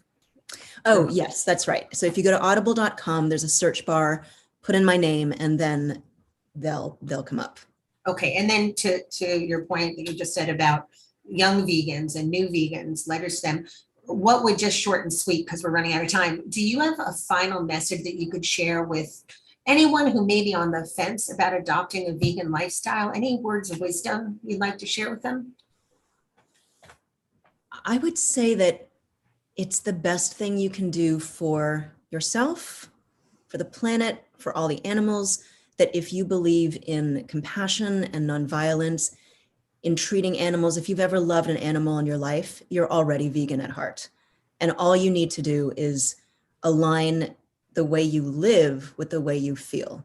If you're not the kind of person who would walk down the street and see a dog and kick it, you're really already a vegan. So live by it, live by your actions, and it will make you feel so good. Like the layers of hypocrisy that will come falling off you by living in the society that normalizes cruelty. It's an incredible thing, and you will be doing so much good. Wonderful. Great words to end on. Thank you so much, Eunice. Thank It's a you. pleasure having you today. Oh, it's a pleasure to be here. Thank you. Hope to see you soon. All Bye. right, take Be care. well. Bye. Take care. Thank you for that wonderful conversation. I'm definitely going to be checking out the Fine Daughters as soon as I possibly can. That sounds like my students are going to love that. So, this is going to be a really good experience, especially because I'm a big fan of Gretchen Primack's poems as well. So really looking forward to that. Thank you so much, Eunice, and thank you so much, Juliet, for that wonderful conversation. Truly did learn a lot. Please email Eunice at eunice@eunice.wong.com for your promo codes. It's promotional giveaway. It's almost a discount. So definitely reach out to her via the Definite discount. Cool. Our next speaker is Andrew Jalil, an associate professor of economics at Occidental College in Los Angeles. Shout outs to all of the LA speakers today. I really appreciate you all. Andrew's primary research area is macroeconomic history, but in recent years, he started a new research agenda in food policy focused on sustainability, health, and animal welfare. He studies the role of information and education in persuading people to shift toward plant-based diets. Andrew, when I run for city council, I'm going to be reaching out to you today. He'll discuss the question, what outreach methods work to reduce meat consumption? With no further ado, Andrew, the floor is all yours. Thank you so much, Donald. I'd be happy to provide any advice. So first of all, Donald, thank you so much for hosting this session. Thank you to the organizers of VegFest for inviting me to participate in this session with such wonderful speakers. And thank you all for coming. All right, so I think I'm good to go with my screen here. Let's take a look here.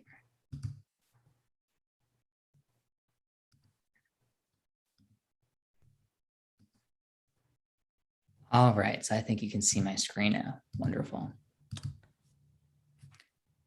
Okay, great. So hi, everyone. I'm Andy Jalil, an economist and professor at Occidental College in Los Angeles, California. As Donald mentioned, I conduct research on food policy as it relates to sustainability, health, and animal welfare. Today, I'm going to be talking about how we can use scientific methods to identify what outreach tactics work to reduce meat consumption. And as most of you likely know, reducing meat consumption fights climate change, promotes health, and reduces animal suffering. The problem that many of us face in both the academic community and in the community of activists is we want to persuade other people to go vegetarian or vegan, or to at least reduce their meat consumption. And here are some common tactics that are commonly used. There are Cube of Truth events, leaflets, documentaries/videos, and there are many other tactics. The problem is we don't really know how effective these interventions, these tactics are. One possibility is they have big effects. They persuade people to go vegetarian or vegan, or to at least reduce their meat consumption a lot. Another possibility is they have no sizable effects. Even if a few people change, perhaps most don't, so that on average, these interventions basically have no sizable effects. And then at another extreme, another possibility is maybe they backfire. Maybe people think this is sanctimonious, and out of spite, they'll eat even more meat. Hopefully that doesn't really happen, but it's a possibility. And so what I and other researchers have started to do in the past few years to try to figure this out is conduct scientific methods to try to tackle this, to try to figure out how effective are these various interventions. And one of the reasons why we really don't know, or haven't until recently, how effective these tactics are is because it's really difficult to observe whether people actually change their behavior. So most studies on the effectiveness of these tactics ask people in surveys, are you planning to go vegetarian or vegan, or to reduce your meat consumption? But number one, we don't know whether what people say is truthful. And number two, we also don't know if intentions to change translate into actual change. People may intend to change, but they may not follow through. And the reason why many researchers have used surveys in general is because we can't track or monitor what people do after they leave an event. We typically can't monitor to see what food purchases or choices people make. And this difficulty of not being able to measure whether food purchase behavior actually changes makes it really difficult for policymakers, activists, and researchers to know whether these tactics are effective, and if so, to what degree. So what a new wave of researchers are doing, and this is what I do in my work, is deploying carefully designed experiments, studies, similar to what's done in medicine or science or other social science fields. And these types of studies are called randomized controlled trials, where we randomize people into an experimental group where people watch a documentary, listen to a talk, receive a pamphlet, and so on, or into a control group where people don't watch the documentary, don't listen to the talk, don't receive the pamphlet. And then we look to see whether behavior for those in the experimental versus the control group changes. Now, the way we overcome this issue of how do we know whether people actually change their behavior is by acquiring high quality data that allows us to know what food purchases people are making. Most of these studies take place at college campuses because in these settings, students, study participants, buy a large fraction, the vast majority of their meals at the dining facilities on campus, where we can obtain transaction data, food purchase data at the individual level from student ID cards to identify exactly what meals students were buying before these interventions and what they were buying afterwards. This allows us to know whether they changed their behavior after watching a documentary, listening to a talk, reading a pamphlet, and so on, and to quantify the effectiveness of these interventions. So one of these studies came out last year in 2020. This study by Peter Singer, a name that many of you in this community know quite well, he and his co-authors looked at whether students who sit through a class on the ethics of eating meat that highlights animal suffering, does that cause them to eat less meat? And so Peter Singer and his co-authors acquired data from the dining facilities on campus, and they found a drop in meat consumption of 6 percentage points for several weeks after the ethics class. So it worked, informing people. It caused people to reduce their meat consumption, informing people, talking about the ethics, the suffering of animals gets people to reduce their meat consumption. Now, another study, one of mine that came out last year, also in 2020, looked at the effectiveness of a climate change health message. We visited college classes and talked about the benefits of reduced meat consumption for fighting climate change and promoting health. The class talk emphasized a win-win message. Reducing meat consumption can be good both for you and for the planet. And then by tracking their food purchase data in the college dining halls, we found that study participants in the experimental, but not the control group, did reduce their meat consumption afterwards, and it was roughly the same magnitude as that found in the Peter Singer study. We analyzed 50,000 meal purchases before and after the talk. We followed study participants for a full year, and we found that the effect persisted. It didn't dissipate over time. It was a long-term lasting effect. Here's my study. It's entitled Eating to Save the Planet, in case any of you would like to check it out. And so these educational, informational messages, listening to a talk, watching a movie, learning about the issue does seem to be effective at reducing meat consumption. So that's really good news. But the downside is that in both studies, the effect is not incredibly large. In my study, we found a decline in meat consumption of roughly 8% and an increase in purchases of vegetarian or vegan meals of 20%. People switched from meat toward plant-based. So it worked. We found statistically significant movements away from meat and toward plant-based meals, but the fall in meat consumption was in the order of 8%. It wasn't 80% or 50% or even 25%. And so why weren't the declines larger? Well, to figure this out, we analyzed our food purchase data and at the individual level, and we found that some people reduced a lot and others just a little bit. And to figure out why, we matched survey data, so study participants filled out surveys, to their food purchase data, and we were able to determine that the people who reduced the most were the ones who already knew the most about the issue beforehand. who already knew that meat consumption was a main driver of climate change. Those people were on the verge of behavioral change, and our guest talk, our class lecture, pushed them, it motivated them to change. By contrast, those study participants who reported in surveys before the talk to have not been aware of the issue, to have known the least about the issue at the outset, they were the ones who reduced the least. And so why is that the case? Why did the people who knew the least about the issue also reduce the least, even after they had this guest talk in which we talked about this issue? Well, there's a model from psychology called the stages of change model, and it argues that there's an order of stages that people move on the path to behavioral change. First, there's pre-contemplation, when you're not really aware of the issue, and then contemplation, when you start to learn about it and you're just kind of thinking about it, you're reflecting on it. Then there's preparation, and then action, and then maintenance. Our educational intervention may have shifted some people from the pre-contemplation stage, where they knew nothing about the issue beforehand, to the contemplation stage. These people probably weren't aware of the issue beforehand, but the educational talk pushed them to a stage where they were finally aware and perhaps now starting to contemplate it, to reflect on it.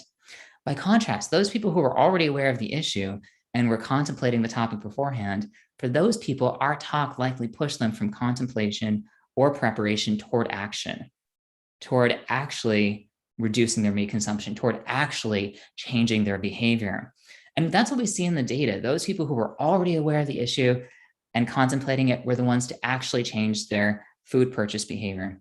Now, it's entirely possible that those people who didn't change their behavior, who were just starting to contemplate the issue, who were before not aware of the issue, they could change in the future. They may just need more time to mull it over before they're ready to take action in response to some other intervention. And this also suggests that we may not be able to expect most people to change overnight, from having no knowledge about an issue to learning about it to then dramatically changing their diet overnight. Instead, for most people, it's likely more of a journey as they contemplate, reflect, and wrestle with these issues. Now, in our surveys, we found that most people agreed after listening to our guest talk that reducing meat was the right thing to do. So that's great news. That's exactly what we wanted. But study participants gave two common additional reasons for not reducing their meat consumption more. The first was social and peer factors, and the second is taste. So many people said they felt uncomfortable being the only person in their family or amongst their circle of friends not eating meat. And I think social and peer factors matter enormously, and we need to be sensitive to that. And number two, taste, of course, taste. With different tastier options, people said they'd be willing to eat more plant-based. Now, one other study that I did along with co-authors that just came out this year was to distribute pamphlets to roughly 1,000 students at a college campus. Half got a pamphlet with a pro-vegan animal welfare message, half got a control pamphlet on an unrelated topic. We found no statistically significant effects. So what does that mean? Pamphleting, leafletting, probably not that effective compared to these more immersive interventions like class lectures, guest talks, documentaries, and so on.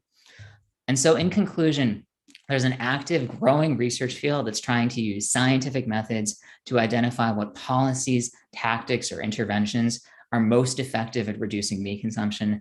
So far, we know that education and information do work. The effects aren't huge, but they do work. We know that some tactics are more effective than others, and we know that change takes time, that it can take time for people who do ultimately respond to actually do so. So keep up the excellent work you're all doing in the activist community. Even if people don't change immediately, you may be planting a seed that may over time push them toward behavioral change, going vegetarian, vegan, or at least reducing their meat consumption, all of which would be a win for the animals and the planet.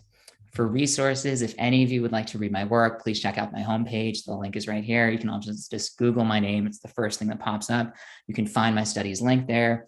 And in my papers, you can find references to other studies that conduct similar work. Thank you so much for coming to my talk. Thank you so much, Andrew. That was amazing.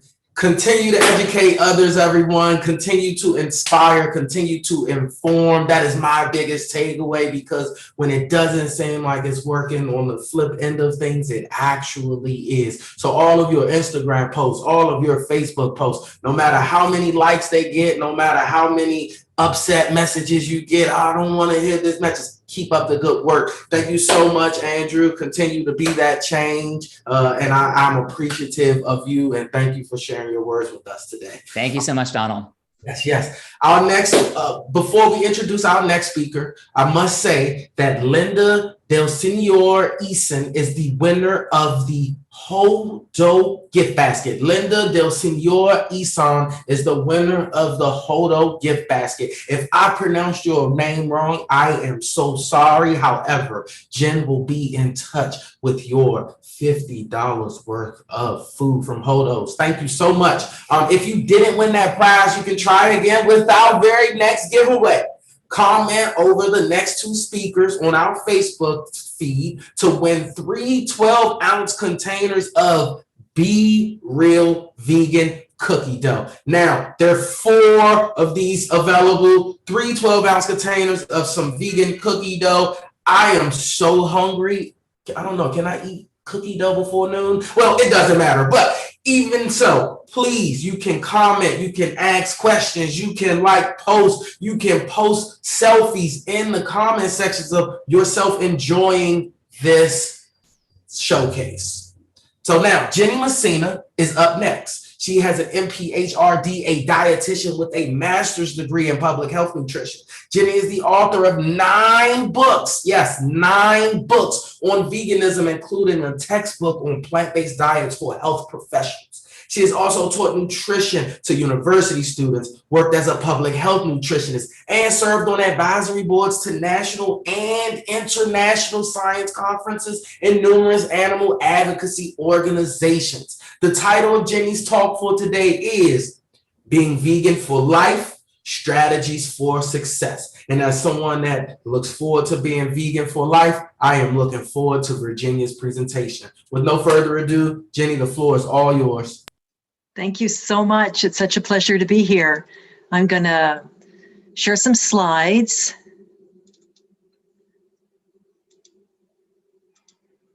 Okay. My slides are up. Everything looks okay, I hope, and I hope you can hear me. It is such a pleasure to be here today at the virtual New England VegFest to be part of this speaker showcase. And I'm going to talk about being vegan for life, strategies for success, not just how we go vegan, but how we can stay vegan. And I think that we've all heard stories of people who found that a vegan diet didn't work for them. So I want to talk about 5 strategies that can help people maximize the chances of long-term success on a vegan diet. And those are being smart about nutrition, embracing your eating and cooking style, satisfying cravings, honoring your progress, and managing expectations. And I'm going to go kind of quickly. This is actually a talk that I usually do in about 40 minutes, so I've condensed it quite a bit. So I would encourage you to take screenshots if there's anything that you're especially interested in, and I'm going to give you my email at the end of the talk so that you can email me if you'd like a copy of my slides or if you have questions. So we can sum up the basics of nutrition, of meeting nutrient needs on a vegan diet with the Vegan Food Guide. This is the Vegan for Life Food Guide. This is the food guide that Jack Norris from Vegan Outreach and I developed for our book, Vegan for Life. And the first guideline is to eat legumes. It's important to include legumes in vegan diets. Lots of whole plant foods are good sources of protein, but legumes are the only plant sources of one particular essential amino acid, which is the amino acid lysine. So it is possible that even if you're eating lots of protein, getting plenty of protein on your vegan diet, you can fall a little bit short in lysine if you're not including legumes. This is a big food group. It includes all the soy foods, peanuts and peanut butter, all the beans, peas, and lentils. So there are lots of foods to choose from. Most vegans are going to do just fine if they aim for about 3 servings of legumes per day, at least 3 servings of legumes per day. But people over the age of 50, and also anybody who is cutting back on calorie intake, who is working on losing weight, should aim for 4 servings per day, at least 4 servings per day. And it's not that difficult when we consider that a serving of legumes is actually a pretty small amount of food. It's, for example, ½ a cup of cooked beans, 2 tablespoons of peanut butter, 3 ounces of veggie meats. So it's not really difficult to pack 3 or 4 servings of legumes into your diet every day. Fruits and vegetables are obviously important for everybody. For everyone, eating lots of fruits and vegetables is associated with improved bone health. These foods are packed with phytochemicals, which may help to reduce risk for certain chronic diseases. But they have some special advantages for vegans. One is that fruits and vegetables are our only sources of vitamin A. And the other is that vitamin C in these foods helps us absorb iron from plant foods. Plant foods are packed with iron. They're very high in iron, higher than most, many of them are higher than animal foods. Vegans tend to have fairly iron-rich diets, but the issue is that the iron that is in plant foods is not absorbed quite as well as the iron in animal foods. But when we include a source of vitamin C at meals and snacks, along with the source of iron, it dramatically boosts iron intake. For example, you can see here that one study showed that adding just a half a cup of cauliflower to a meal increased iron absorption by 2.5 times. So it really is a dramatic effect. This is a very easy way to make sure that you're not just getting enough iron, but that you're absorbing enough iron. Nuts, seeds, and healthy fats also play an important role in vegan diets and healthy vegan diets. At the very least, we want to make sure that we are meeting needs for the essential omega-3 fatty acid, alpha-linolenic acid. And there are just a handful of foods that are good sources of this essential nutrient. These are walnuts, flax, chia, and hemp seeds, and flax, hemp seed, walnut, and canola oil. So you want to make sure that you're including just a small amount, like 1 or 2 teaspoons every day of one of these foods to ensure that you're getting this particular essential nutrient. Now, some vegans like to also include DHA and EPA in their diets. These are the long chain omega-3 fatty acids. They're the ones that are found in fatty fish and in fish oil supplements. The jury's out on whether we actually need to include these in our diet, whether they have any advantage for vegans. But if you want to include them, there are vegan sources available. They're derived, these supplements are derived from microalgae.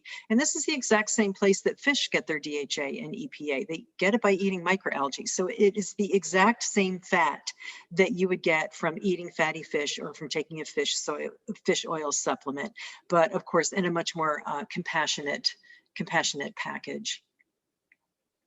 Higher fat plant foods have a number of benefits in vegan diets. For example, nuts and seeds are excellent sources of the mineral zinc. Tree nuts like cashews and almonds and walnuts are associated with a reduced risk for heart disease. So they are really an important component of diets that are aimed at protecting heart health. And replacing saturated fat in the diet, which comes mostly from animal foods, replacing that with unsaturated fats from plant foods helps to improve cholesterol levels and reduces heart disease risk. And it is actually more effective than replacing saturated fats with carbohydrates. So including these foods in your diet can make your diet healthier, and there's no reason to avoid higher fat foods in your vegan diet. There are 3 supplements that vegans need to pay attention to. First of all, just like omnivores, just like people eating any kind of a diet, it's a good idea for vegans to be careful about sun exposure and instead get vitamin D from supplements or fortified foods. And a good goal is to aim for 600 to 1,000 international units of vitamin D every day, unless you're getting adequate sun exposure. And again, you want to be a little bit careful about that.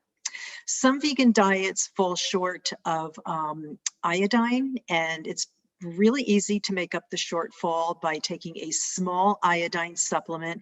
Most vegan multi-supplements contain iodine, just 90 micrograms per day, or even 90 micrograms a few times a week is plenty to make up that shortfall.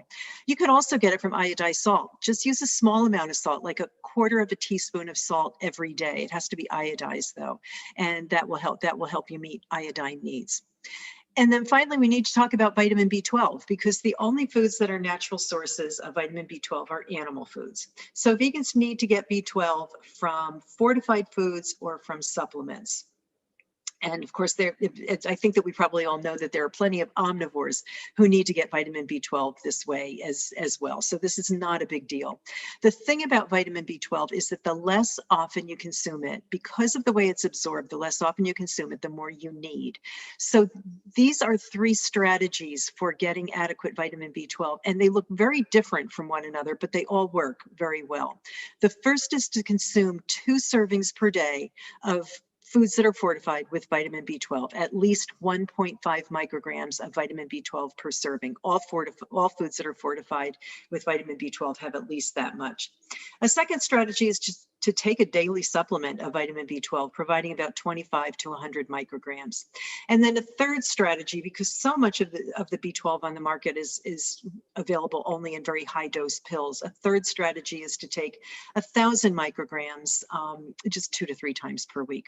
These all refer to the form of vitamin B12 that's called cyanocobalamin. This is the form that all vegan health professionals recommend. There are lots of reasons why it is a better choice than methylcobalamin. Nutritional yeast that's grown on a B12 rich medium like Red Star brand vegetarian support formula is also an excellent source of vitamin B12. So that's something that you could use if you're not using if you don't want to take a supplement pill and you're not using a whole lot of fortified foods, this would be another option for you. And then the last thing is that we want to make sure that we're getting enough calcium on a vegan diet. And it's not difficult to do. The goal should be to consume 3 cups per day of foods that are rich in well-absorbed calcium. And these are the foods that fit that definition. First of all, cooked cruciferous, leafy green cruciferous vegetables like Chinese cabbage, turnip greens, mustard greens, collards, kale, broccoli. Double the amount for raw only because they cook down so much. Another food that fits in this category is calcium set tofu, which is tofu that's made with calcium sulfate. Just look for that ingredient on the label. And then also, of course, plant milks and juices that are fortified with calcium are an excellent source of this nutrient. So 3 cups per day of any combination of these foods will give you enough well-absorbed calcium. Keep in mind that not all leafy green vegetables are good sources of calcium. Spinach, Swiss chard, beet greens, they do contain calcium, but they also contain compounds called oxalates that keep the calcium from being absorbed by our body. So we really can't depend on these foods for calcium very well at all. They're great foods to eat. They're really good for you, but for calcium, you want to focus on the cruciferous vegetables. As important as nutrition is, the way we talk about food in vegan diets is also important because many of the obstacles that people encounter really have nothing to do with nutrition and health and with meeting nutrient needs.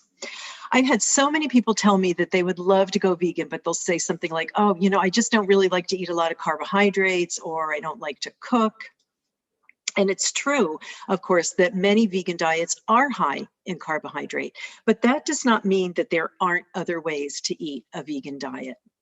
Many vegans eat low carbohydrate diets, and there are even vegans, quite a few in fact, who eat ketogenic vegan diets.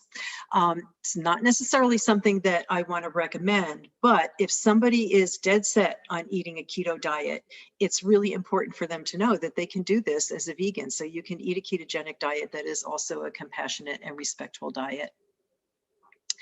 People have different cooking styles as well. That joy of leisurely cooking meals from scratch is just not a reality for everybody. Not everybody has time to cook. Not everybody likes to cook or knows how to cook. But you don't have to be a sophisticated or a creative cook in order to turn out really good vegan meals. It's nice to know a few basics. It's good to know how to steam vegetables, bake a potato, boil up some pasta, heat up a jar of pasta sauce. But you know, that's no more than anybody needs to know eating any kind of a diet. Everybody needs to have just a few very, very basic cooking skills to prepare food, no matter what kind of diet they're eating.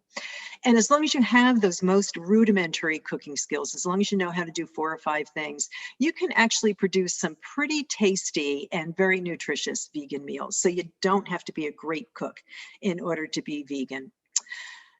Convenience foods can absolutely help, and they can really be lifesavers for some people, depending on their cooking abilities and the amount of time that they have. Now, there's often a little bit of shame around these foods.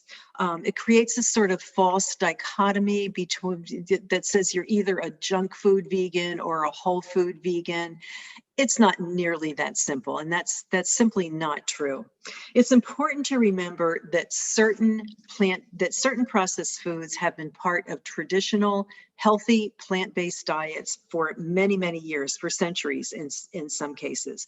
And the idea that you should only ever eat whole plant foods and that all other foods are toxic or they're junk foods is just, it's not supported by the nutrition science or any kind of historic basis. And this can give rise to shame around certain perceived imperfect food choices, and that can create barriers to going vegan. So we really want to be very careful about that. Cravings for animal foods can certainly be a reason that some people end up abandoning veganism. These cravings are generally about texture and about flavor. In particular, certain animal foods are packed with this essence of umami, which has sometimes been dubbed the fifth taste. But there are plenty of plant foods that are really good, so that also packed with umami are really good sources of umami. And when we add these to dishes, when we cook with them or just stir them into the finished product, they can really boost the flavor of foods. For example, any kind of concentrated tomato product, like ketchup, for example, or sun-dried tomatoes, sauerkraut, balsamic vinegar, Marmite, nutritional yeast, miso, mushrooms, and sea vegetables. Umami was actually discovered in sea vegetables. It was not discovered in animal foods. So these are a really good source of umami. So when people are missing, when they say, oh, there's just something missing from my vegan diet, I just really miss the flavor of animal foods, try introducing them to some of these umami-rich ingredients and see if that doesn't help quite a bit. As people move toward veganism, it's important to honor their intentions and their efforts and their progress, because no matter how devoted someone is to being vegan, and this may be you or it may be somebody who you're trying to help on their journey to veganism, there are likely to be some stumbles sometimes in their commitment, but a few missteps are inevitable for everyone during any kind of a transition to something new. These lapses do not translate to being a failed vegan. It just means that sometimes habits lag behind our intentions and our efforts. And so the important thing is to just keep moving forward, to not get hung up on mistakes, because getting hung up on mistakes can make people feel like they're not cut out to be vegan. Realizing that it's okay to make a few mistakes will help them to move forward. And then finally, we want to manage expectations. People sometimes abandon veganism because they didn't get what they expected, but veganism is not a miracle diet. Yes, it's true that vegans have on average lower BMIs than the rest of the population, but it is not true that the pounds just melt away when you go vegan. It is certainly not true for everyone. It's true that vegans may have lower risk for certain chronic diseases, which is really great, but that doesn't mean that vegans never get chronic diseases, even if they're eating a really healthy diet. And it doesn't mean that in every case a vegan diet can reverse or treat a chronic disease. Sometimes vegans need medications just like everybody else. It doesn't mean that we can't talk about all of the wonderful benefits of eating more plant foods. But making promises about what a vegan diet can do can, first of all, shame people when they don't enjoy perfect health or when they don't lose weight that they expect to lose. And it can also cause disappointment and the belief that a vegan diet doesn't work, and it can cause people to seek out a different way of eating. The fact of the matter is, a vegan diet always works. It always reduces your contribution to animal exploitation, and it always shrinks your carbon footprint. When we focus on these guaranteed benefits of veganism, it makes it easy to embrace it as a long-term commitment. So to summarize then, helping people or helping yourself stick with veganism for the long term, pay attention to nutrition. It's not hard, but it's really important to know that you're getting all the things that you need. Allow for differences in eating and cooking styles, because there is a vegan style for everyone. Satisfy cravings with flavors of umami, with textures that are common in animal foods. Take advantage of all those wonderful new veggie meats and fantastic cheeses if you're missing those. Honor all efforts to eat and live more compassionately. Mistakes will happen, but honor your efforts to keep moving forward. And then finally, manage expectations. Celebrate what is unique about veganism, because when you do that, there is really never any turning back. All of this information is summarized in my new book, Vegan for Life, written with Jack Norris from Vegan Outreach. We have a section on ensuring success on your vegan diet, and lots of information on nutrients. And then this is my information. This is my website, my email address, jennymessina@gmail.com. I'm the Vegan RD on Twitter and Facebook, and Jenny Messina on Instagram, if you'd like to find me there. And again, I'm happy to share copies of my slides and answer any questions if you want to get in touch with me. And thank you so much. Thank you to everybody at the VegFest and to everybody for attending this talk. Thank you so much, Jenny. That was a wonderful presentation. Whenever someone asks me going forward to eat more fruits and vegetables, I just immediately go straight to getting the fruits and vegetables. That's the best way to get the fruits and vegetables from your daily consumption. Whenever someone brings it up, make sure you go get it. I appreciate this presentation. I'm definitely going to be checking out the Vegan for Life book. Really looks like some interesting things, and you are going to get a follow from me soon, Jenny. So thanks again, Jenny. Our next presenter, or, we've seen half of this presentation already, because up next, Juliet Pennington joins us again, this time interviewing Kim Anderson. Kim has been a successful retailer and business leader for more than 35 years. Many viewers in New England will recognize Kim as the co-creator and co-founder of Plant City, the world's first plant-based food hall and marketplace located in Providence, Rhode Island, and co-founded with celebrity chef Matthew Kenny. In January 2021, Kim also opened Plant City X, the Northeast's first plant-based drive-through. With no further ado, I'm going to hand it back over to Juliet and Kim. And yes. Donald, we had a slight switch in schedule. All good, all good. So with that being said, we had a slight switch in schedule. Thank you so much, Jen, for bringing that to my attention. This grapefruit is so delicious. So our next speaker is actually going to be Dr. Neil Bernard, the president of the Physicians Committee for Responsible Medicine. Dr. Bernard has led numerous research studies investigating the effects of diet on diabetes, body weight, and chronic pain, and authored more than 100 scientific publications and 20 books, including his newest book, Your Body in Balance. As president of PCRM, he leads programs advocating for preventive medicine, good nutrition, and higher ethical standards in research. Dr. Bernard kindly sent us this video in which he speaks about a new study showing the benefits of a plant-based diet for reducing hot flashes during menopause. And I must say, as we preview this video from Dr. Neil Bernard, please get those comments in on Facebook to win a 12-ounce containers of Be Real Vegan Dough. And thank you for giving me the opportunity to speak with you today about a new aspect of what healthy diets can accomplish. Now, you're probably already aware that plant-based diets are great. Plant-based diets are great for weight loss and for reopening narrowed arteries. I'm talking about the brilliant work of Dr. Dean Ornish and others. They're great for lowering cholesterol. They're super good for reversing diabetes. That's our research in the past. Reducing cancer risk, stopping inflammation like sore joints. But the things that plant-based diets can accomplish, that list just keeps growing. And today I'd like to talk with you about something that you might not have thought much about, unless you're a woman over about 45, in which case you might be thinking about this a lot, and that's menopausal symptoms. Let's talk about that. You can have hot flashes, which comes from vasodilation, where the blood vessels in your skin start to vasodilate, and they can leave you feeling roasting hot, and you're sweating and fanning yourself and feeling a need to change your clothes. And when they occur at night, well, they disrupt sleep 4 or 5 times a night. You feel just groggy and not really yourself. Well, is there something that can be done about these? Does diet play a role? Well, evidence that diet might in fact play a role originally came from Japan. Back in the 1980s, a researcher named Margaret Locke went around and talked to thousands of people in Japan and found that hot flashes were pretty rare there.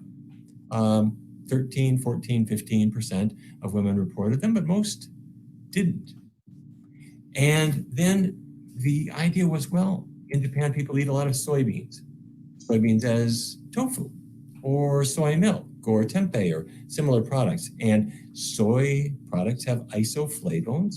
This will not be on the test, but genistein, daidzein, glycine.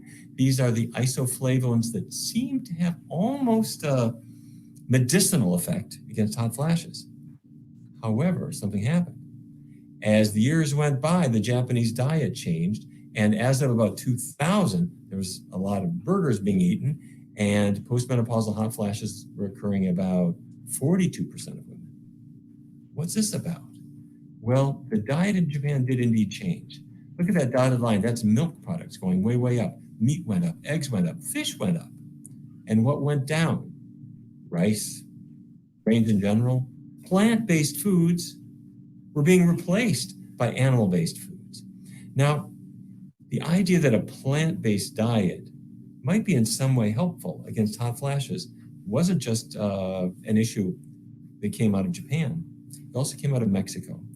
In Mexico's Yucatan Peninsula, west of Cancun, researchers did a survey of Mayan women after menopause. And what they found is they didn't report hot flashes at all. Well, what's that about? What's their diet? Are they eating tofu? I don't think so. They're eating corn tortillas, black beans, vegetables. So it seems that there are really two things going on. We learned about soybeans and their magical isoflavones. But there's also something about the diet overall, whether it's in Japan, a more plant-based diet that gradually gave away to a more meaty, dairy-rich diet, or in Mexico, it's a traditionally plant-based diet that seems to be helpful. So both seem to be effective, soy and a plant-based diet. Well, what's that about? Here's what we think is going on. Okay, fasten your seatbelt. Soy isoflavones can change. Daidzein is one of them. Your gut bacteria will take that isoflavone, that daidzein that came out of the soy, and your gut bacteria transform that daidzein into something else called equal. That equal gets into your bloodstream, and it's like strong medicine against hot flashes. Okay, but do I have the gut bacteria that can do that? Does your gut microbiome produce equal? Well, researchers examined 41 adults in Australia. 12 of them were not vegetarian, and only 1 in 4 produced equal. 29 were vegetarian, and more than half of them produced equal. What that suggests is that if you're on a healthy plant-based diet, you've got healthy gut bacteria, and those healthy gut bacteria can transform these isoflavones into their most effective forms. And to confirm this, researchers looked at adults in the US, 31 of them, 16 were not vegetarian, and none of them produced equal, suggesting they didn't have healthy gut bacteria. Among the vegans, 40% produced equal. Okay, so here's what we think. I want to treat hot flashes. I need a combination. I could use a plant-based diet. I could also keep it really low in fat, and I could include soybeans. If I do that, my healthy, low-fat, plant-based diet will give me healthy gut bacteria, and the soybeans give me the isoflavones that might knock out my hot flashes. Could this possibly work? Well, we put it to the test. The Women's Study for the Alleviation of Vasomotor Symptoms, the WAVES study, was born. We brought in a group of postmenopausal women. Half of them began a healthy diet. The other half were a control group. They made no dietary changes at all. And the healthy diet was just what you've heard. Vegan diet, low fat, and a half a cup of soybeans every day. Now, the diet intervention, very simple. Anybody could do it. Avoiding animal products, keeping oils low, having soybeans, not so tough. And so a healthy diet means fruits, grains, vegetables, legumes, along with vitamin B12. As you know, that's an important supplement for healthy nerves, healthy blood. Now, we did the study in the middle of the pandemic. So everyone got an electronic scale that they could use at home. Everyone got an Instant Pot pressure cooker to cook up their soybeans, and they could have the soybeans plain or seasoned. They could throw them into a salad or into soups. They could roast them. And we used an app called My Luna. on your phone so that women could record the hot flashes they had in real time. They could record how frequent they were, how intense they were, how long they lasted. And what we found was, first of all, hot flashes dropped. They dropped in both groups. In the control group, they dropped from not quite 5 a day to about 2.5 a day. That was good. But in the diet group, they dropped from more than 6 a day down to about 1 a day. So everyone's getting a little bit better, but that diet group, they're doing great. But what really matters is the hot flashes that are moderate or severe in intensity. And there we saw something dramatic. In the intervention group, the diet group, they dropped from about 5 a day to less than 1 a day. And that's a drop of 84%. When we looked at the women who had no hot flashes at all, we saw something really striking. First of all, 100% of women at the start of the study in the diet group, they all had moderate to severe hot flashes. But by the time the 12-week study was over, only 41% had them. In other words, about 6 in 10 women by the end of the study had no hot flashes at all that were moderate or severe. We didn't see any change in the control group. Okay. We then went further. We used questionnaires and we asked women about vasomotor symptoms. That's hot flashes. We saw they dropped a lot in the diet group, and they dropped just a little in the control group. Psychosocial symptoms and physical symptoms dropped a little bit, and sexual symptoms got better as well, especially in the diet group. Okay, at this point, you might be thinking, wait, you're talking about soybeans. I heard that soybeans might have some connection with breast cancer. Do they? Well, researchers have looked into this in detail and found in a 2008 meta-analysis of 8 different studies, a high soy intake was linked to a 29% drop in the risk of developing breast cancer. Pretty good. Soy helps prevent breast cancer. And for women who had breast cancer in the past, a high soy diet is actually linked to less risk that cancer will come back, less risk of dying of your cancer. So if you think, I like this, but I don't know how I'd start, break it into 2 steps. Take a week and just check out the possibilities. Make a list of vegan foods that you'd eat, and you'll find all kinds of things for healthy breakfasts, healthy lunches, healthy dinners, and at restaurants, they've got you covered too. Whether it's Italian cuisine, Latin American cuisine, Chinese, rice, tofu, vegetables, Japanese, yes, you can have vegan sushi, even fast food. Not the pinnacle of culinary art, but you'll find your vegan options there. After a week, you'll have a list. Now, step 2, put that list to the test. Over the next 3 weeks, make it all vegan all the time. Eat the foods from your list because you already know you like them. After that 3-week period, you will be feeling great. You'll lose weight, you'll feel better, and if half a cup of soybeans was part of your diet every day, along with the low-fat vegan diet, those hot flashes just might be gone. Thanks very much.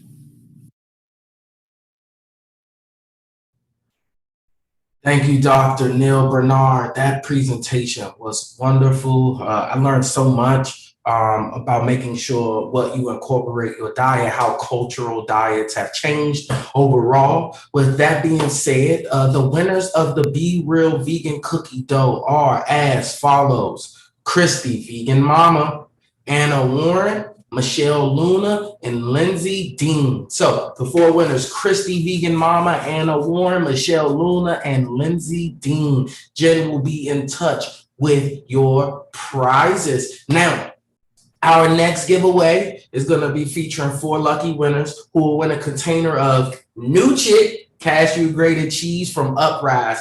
Continue commenting. You can say how handsome the host is. You can say anything you'd like. Again, just continue commenting for our next final speakers, and we'll announce the winner at the end. So our next speaker, Victoria Moran from Main Street Vegan, the host of the Main Street Vegan podcast and a vegan for over 3 decades. Amazing. Victoria Moran has been listed as one of the top 10 living vegetarian authors by Veg News, has been featured on Oprah not once, but twice, and is also known for her work in the self-help and spirituality genre. Today, Victoria is going to be talking about veganism and yoga practitioners.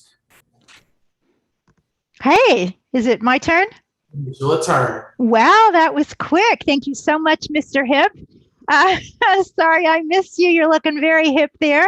I hope we can get acquainted.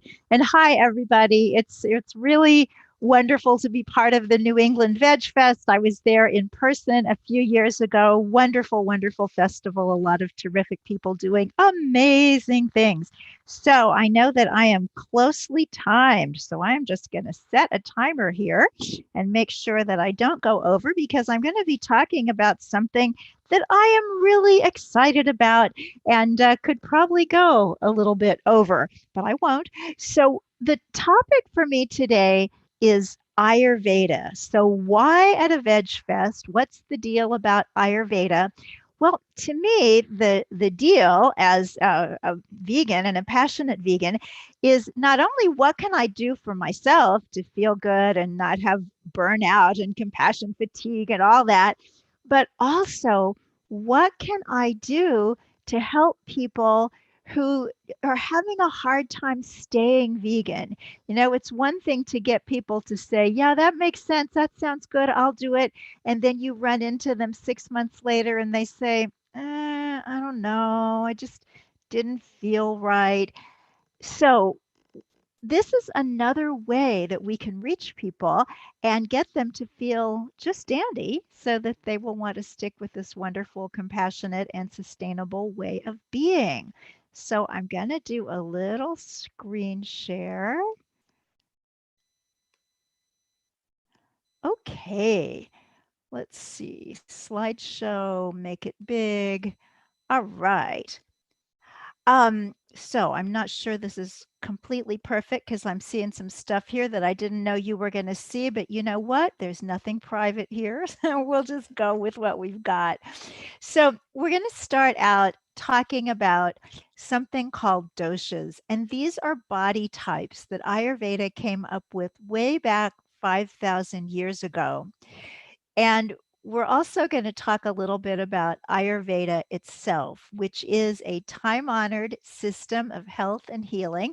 It grew up in India alongside yoga, and it's still recognized by the World Health Organization as a viable healing modality and a viable medical system. So what we have when we get acquainted with Ayurveda and start to use it are wonderful tools to take care of ourselves and a way to understand who we are uniquely, and also a way to help others know who they are so that they can tweak their dietary choices, their lifestyle, so that they feel absolutely amazing and stay on the vegan path.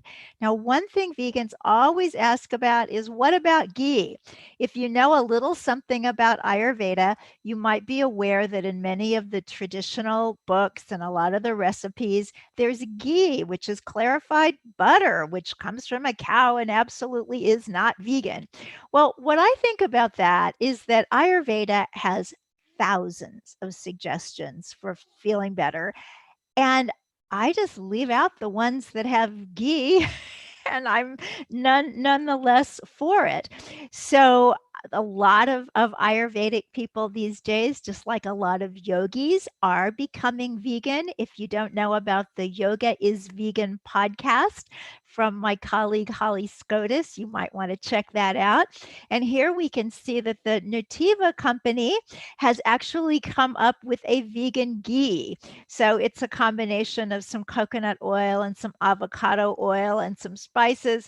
So that's there if you want to replace ghee with something that says vegan ghee, or you just don't even need to worry about it. There's a wonderful phrase I love from the 12-step people: take what you like and leave the rest.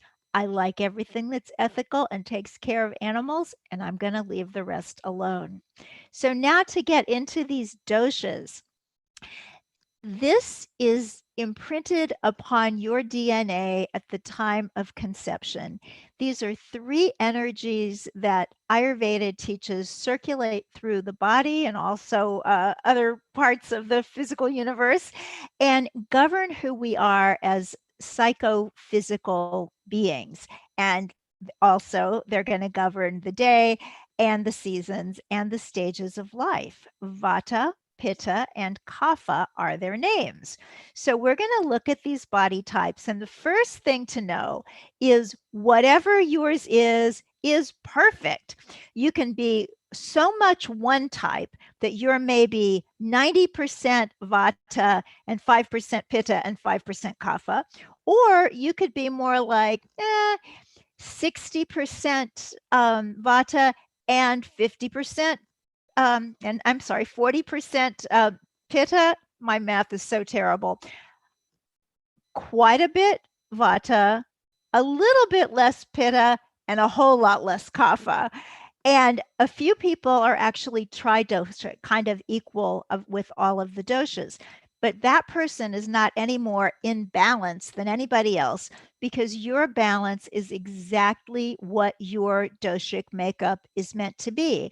And out of balance means that one of these doshas is out of balance. It's out of the range where it's supposed to be for you.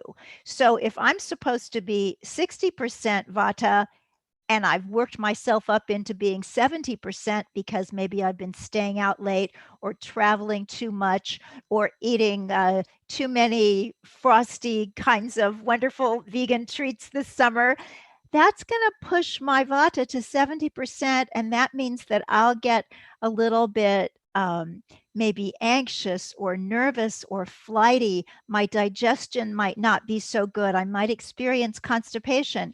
But if you're naturally supposed to be 70% Vata, you're just fine at 70. But when you get to 80 is when you're going to start noticing some problems. So what we want to be, and I just love this part of Ayurveda, is you are perfect. So all you have to do is be you, and that takes care of just about everything. So Vata, I think these two people are just the classic Vata. We've got Fred and Audrey here. Vata is from the elements of air and ether. So Vata people tend to be light boned. They tend to be thin if you think about dancers. And when they're in balance, they're just delightful. They're just kind of like Mary Poppins, just breezing in, making everything better. But out of balance, some of those things we talked about, just this idea of a kind of spaciness.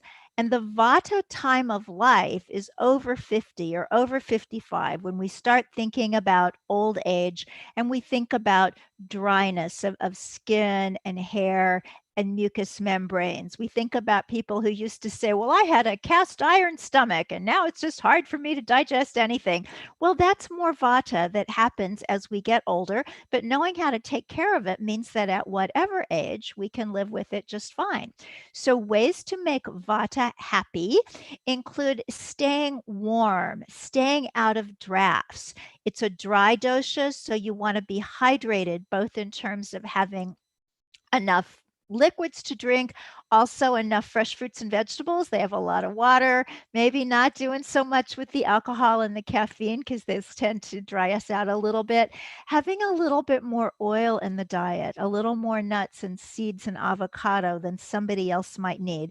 Vatas need a predictable schedule. And we just love comfort foods. I say we because I'm predominantly Vata and more Vata as since I'm in the older Vata age group. And so hot cereals, pasta, soups, and stews. There's a wonderful dish that Ayurveda loves called khichdi. It's a traditional Indian dish that's usually made from rice and split mung beans, but you can really use any bean and grain and some vegetables and lots of wonderful spices, which we'll get to in a minute. Now, the next dosha is Pitta.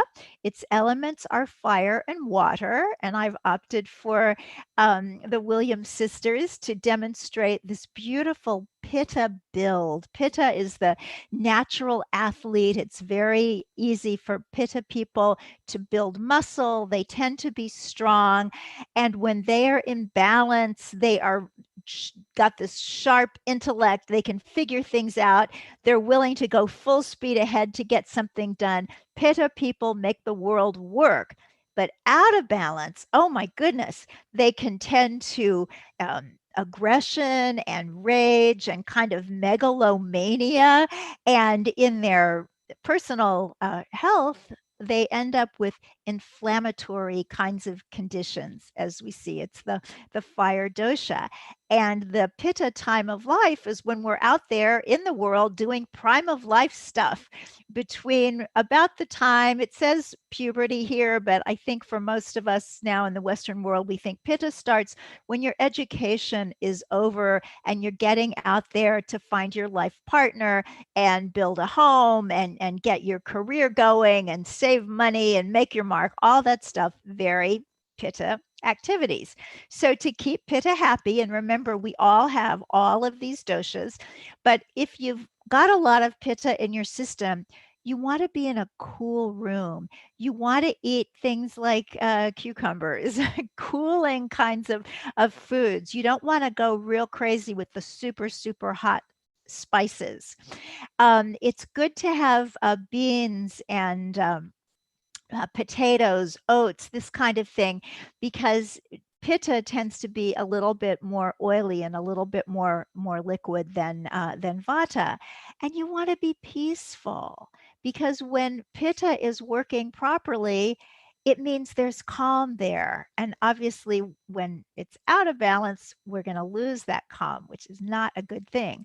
Now we come to my favorite dosha, and I suppose it's like when you have children, you're not supposed to have a favorite, but kapha, made from earth and water, is a very, very sweet dosha because it's the energy of stability. So if you've got friends that you know you could knock on their door at 3 a.m, and if you really needed them, they wouldn't even be mad. They're generous, they're patient. Kapha people tend to be more solid physically. There's just a little bit more to them.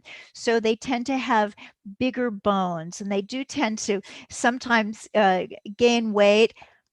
And in our culture, it's very easy for people to get down on themselves for that. But actually, kapha people are the healthiest of all the doshas, because other than a tendency to respiratory infections and perhaps complications like type 2 diabetes, if they give in to too much lethargy and sitting and thinking and enjoying conversation and watching movies and reading, they're going to be really healthy, and they tend to stay healthy over time because they're more connected to the earth.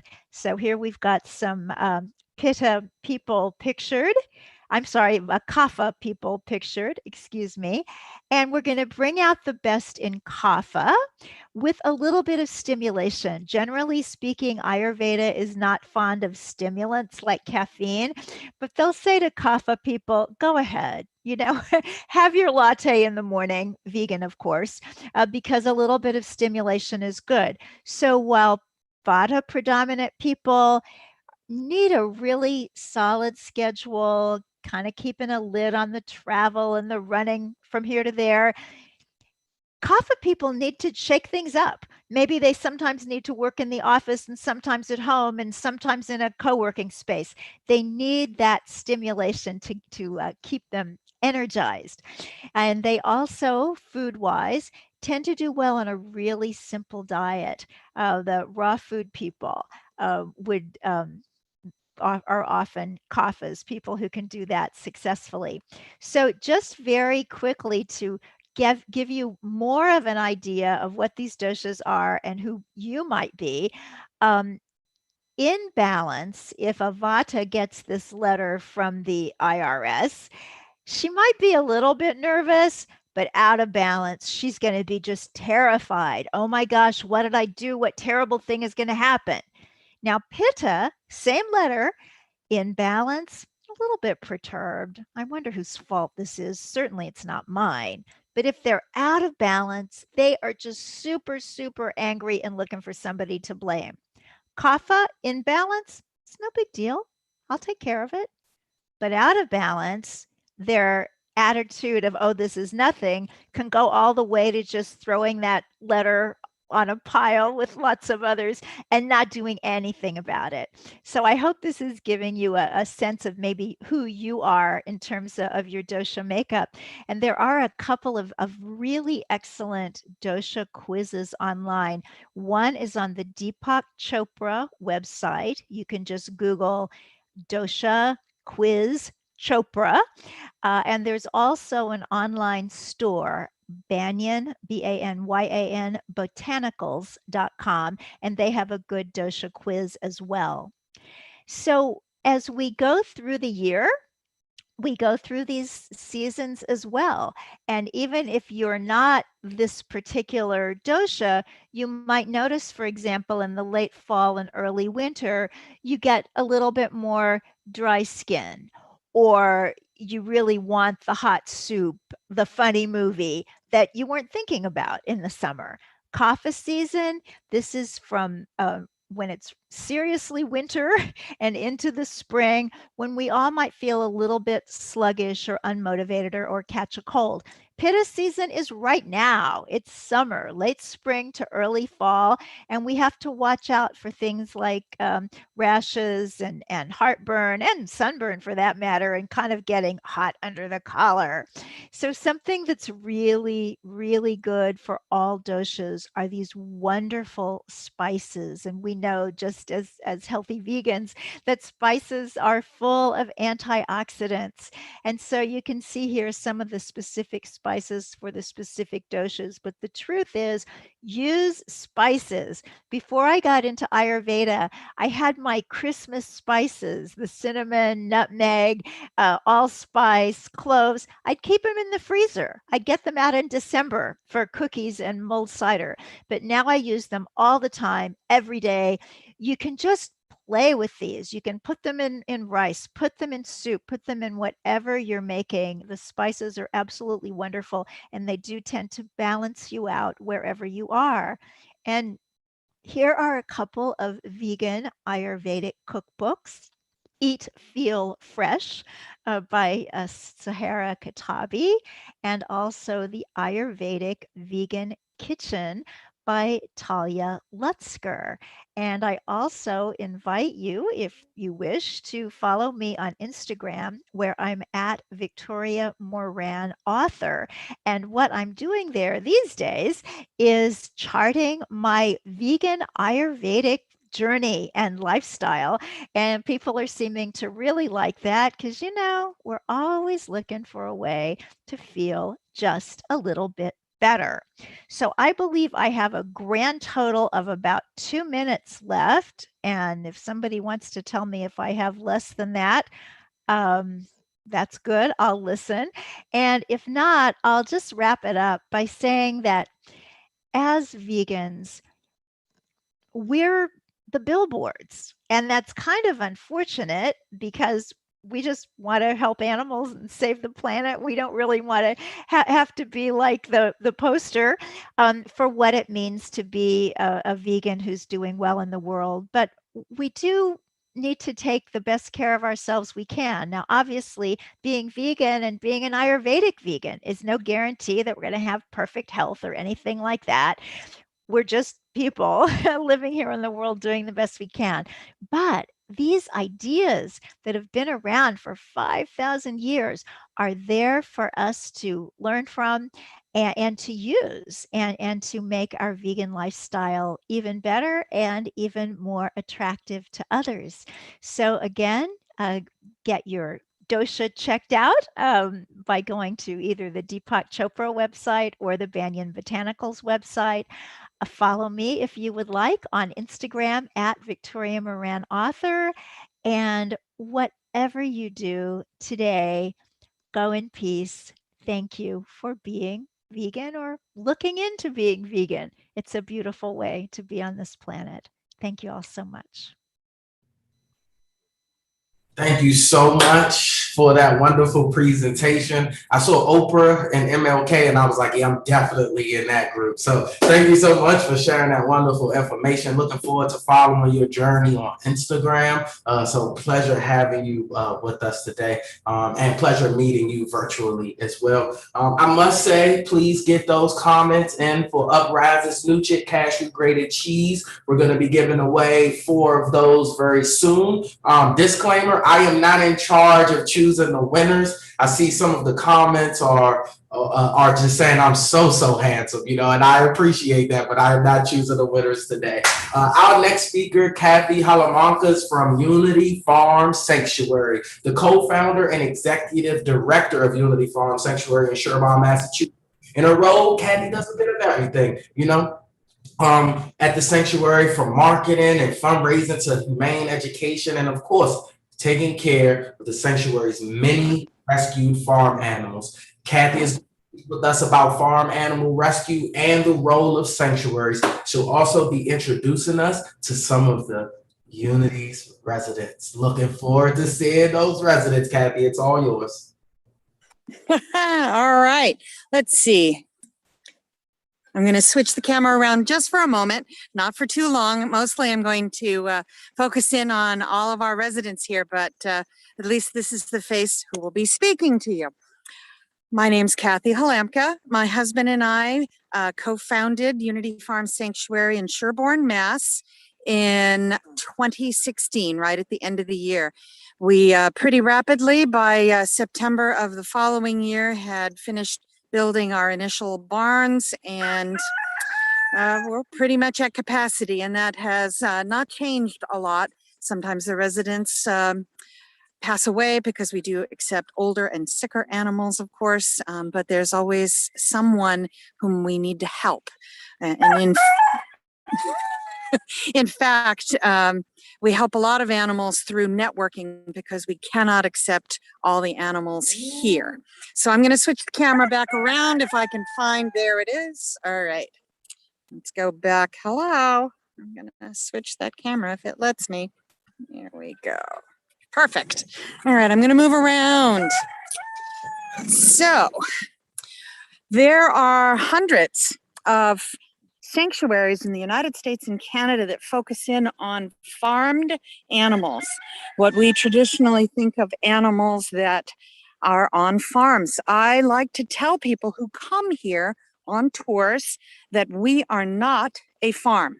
We look a little like a farm, but all of the animals who are rescued here, they come here for the rest of their lives, and they are allowed to live out the rest of their lives here without the use of their body, no fur, no milk, no meat, no anything. So they pretty much have a pretty posh life here. They're following the volunteers around, playing with the tools, and generally waiting very anxiously for 3 p.m. hay. We're going to hear a lot of complaining that room service is a little slow, but it isn't, mind you. So we have 60 mammals here and about 220 birds, and rounding up just a little bit. We love every single one of them. They're all unique personalities, and I think that's something really that we'd like people to remember, that every one of them has hopes and friends and feelings. So hopefully people who have not experienced a chance to go to a farm sanctuary, no matter where you live, there's got to be one near you.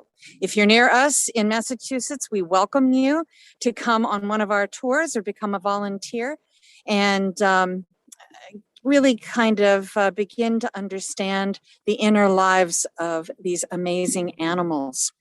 All right, I'm going to move around a little bit. This is our welcoming corner with goats and sheep.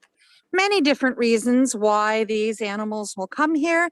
Sometimes an animal like Winston right here will come here because he's a rejected triplet. Sometimes an animal will come here because a family might move.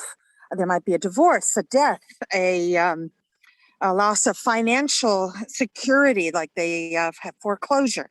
So there are so many reasons why somebody might need to bring an animal to a sanctuary. I have a friend. Hi, how are you doing, Shortcake? Shortcake is telling me, and don't let anybody ever tell you that they can't communicate. So Maxine over here, she's communicating that she's really impatiently waiting for 3 o'clock. That's that pacing right there. Believe me, she gets fed 4 times a day. She is not starving. These guys will probably hear some braying. Meanwhile, these guys know exactly where there is some food here, and they're chatting. Hello.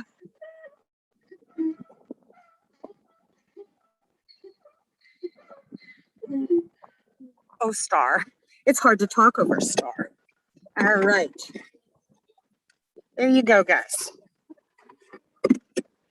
We have equines here, not all farm sanctuaries help equines, but because we know that so many horses, 100,000 horses in the United States every year go to auction for not very happy ends. They're used for pet food and for live meat trade overseas. So we try to save horses before they go to auction. The horses range from these little tiny fellows. They're 27 inches tall, all the way up to our bigger horses. Yep, a little bit taller over there. We have everything in between, donkeys included. We like to think about the sanctuary as a place where humane education is vital. So when I do tours for people, I am not providing a petting zoo. I am providing an opportunity for people to come and understand the inner workings of these animals' social lives, their emotions. Hi, baby. Hi.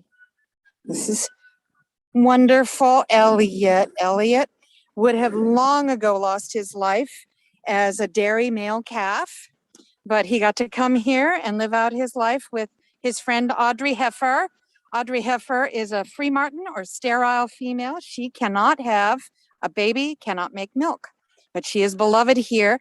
Now, my secret happiness is that these two, especially her, she gets to live a nice long life. If all goes well, she'll live well into her 20s.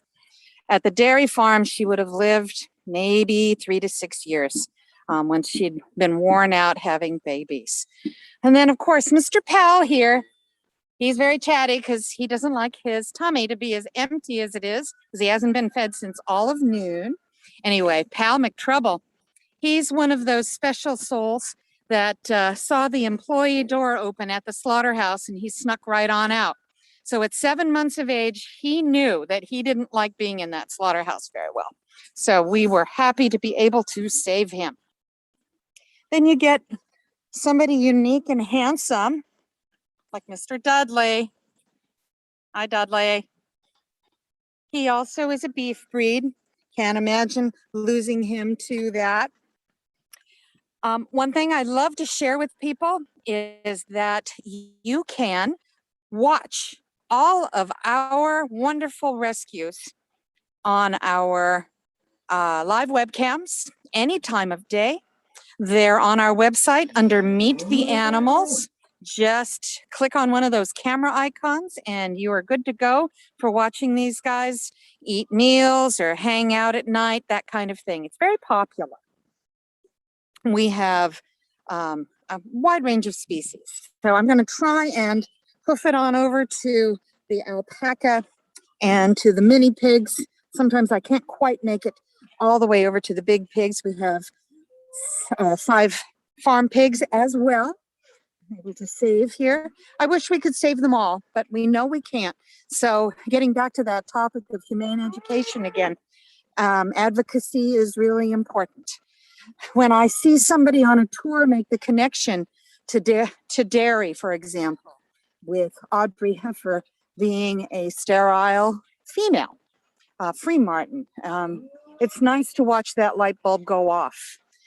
The saddest moment for me is when somebody tells their kids after the tour that they're planning to go for ice cream. So then I know I haven't made the connection yet, but maybe someday down the road, I will have planted at least the seed.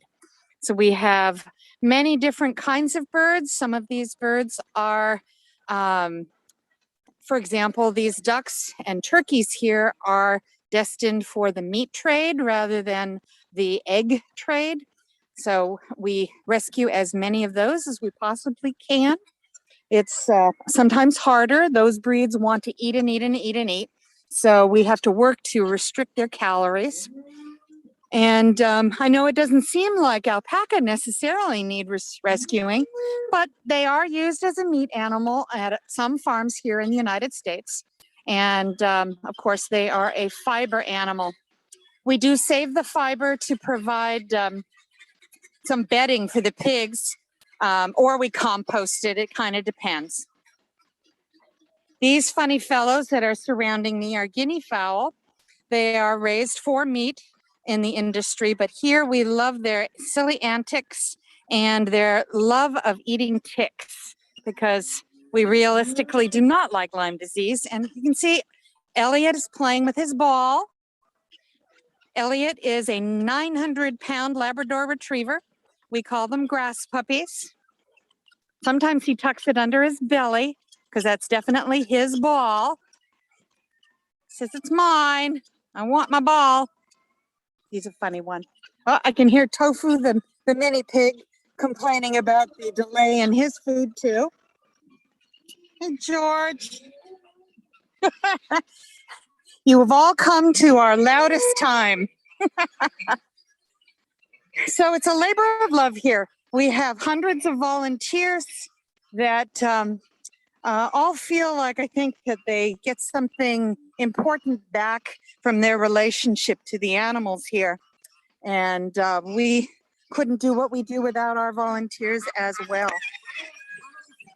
Hi, little girl. Hello. Miss Hazel is our first mini pig rescue. They, unfortunately, a lot of people think mini pigs are going to stay super small and then they don't want to keep them any longer. So we provide a forever home. It's something that I get asked to do every month, maybe more frequently than that. Hey, baby. What are you doing, little man? So another aspect of a farm sanctuary that I'd like to reach out to people who do animal activism. Recharge yourself at an animal sanctuary. Make the connection to the animals directly. We welcome animal activists here who do a lot of important work in Massachusetts to inspire people to stop using fur or go vegan, all of these things. But compassion fatigue is something that's really tough.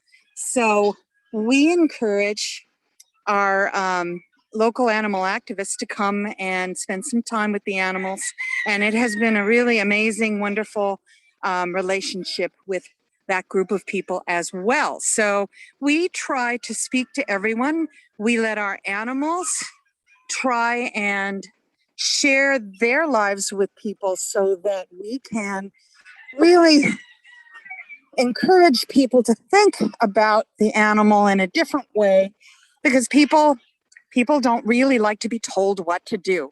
So since that is the case, maybe if they observe our animals here and get to know them, they might think differently about the way that they eat. That's our hope. Walk on over here to our big farm pigs. Hello, Danny. Best nose ever. Best nose ever.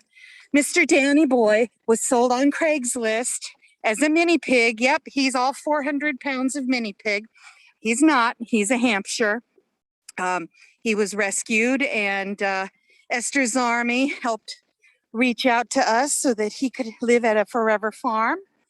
Looks like Miss Penny. Penny is an industrial pig. She's got the notches in her ears that show you that she came from a large pig farm. She was so sick when she was born, she got to go home with the vet tech. So that's why she got to live and her litter mates did not.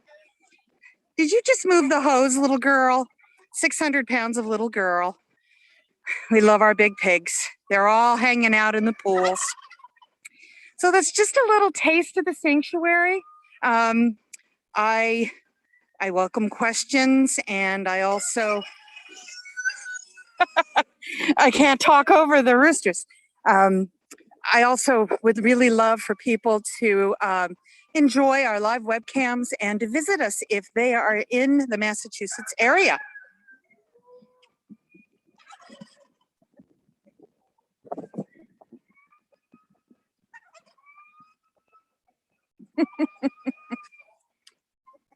All right, so Jen says that somebody's asking about volunteering. So volunteering is something that we allow our volunteers to kind of pick and choose what they do here. It's a very independent program. The best way to get started is to go to our Get Involved tab on our website.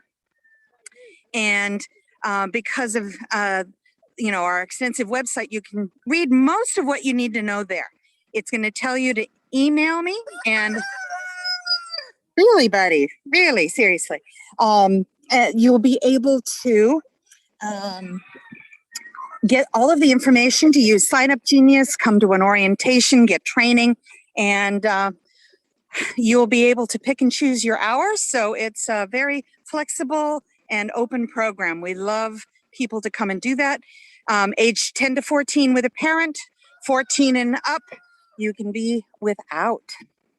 All right, there was another question. I didn't quite see it in chat. Oh, Kathy, Michael wants to know how long a tour is.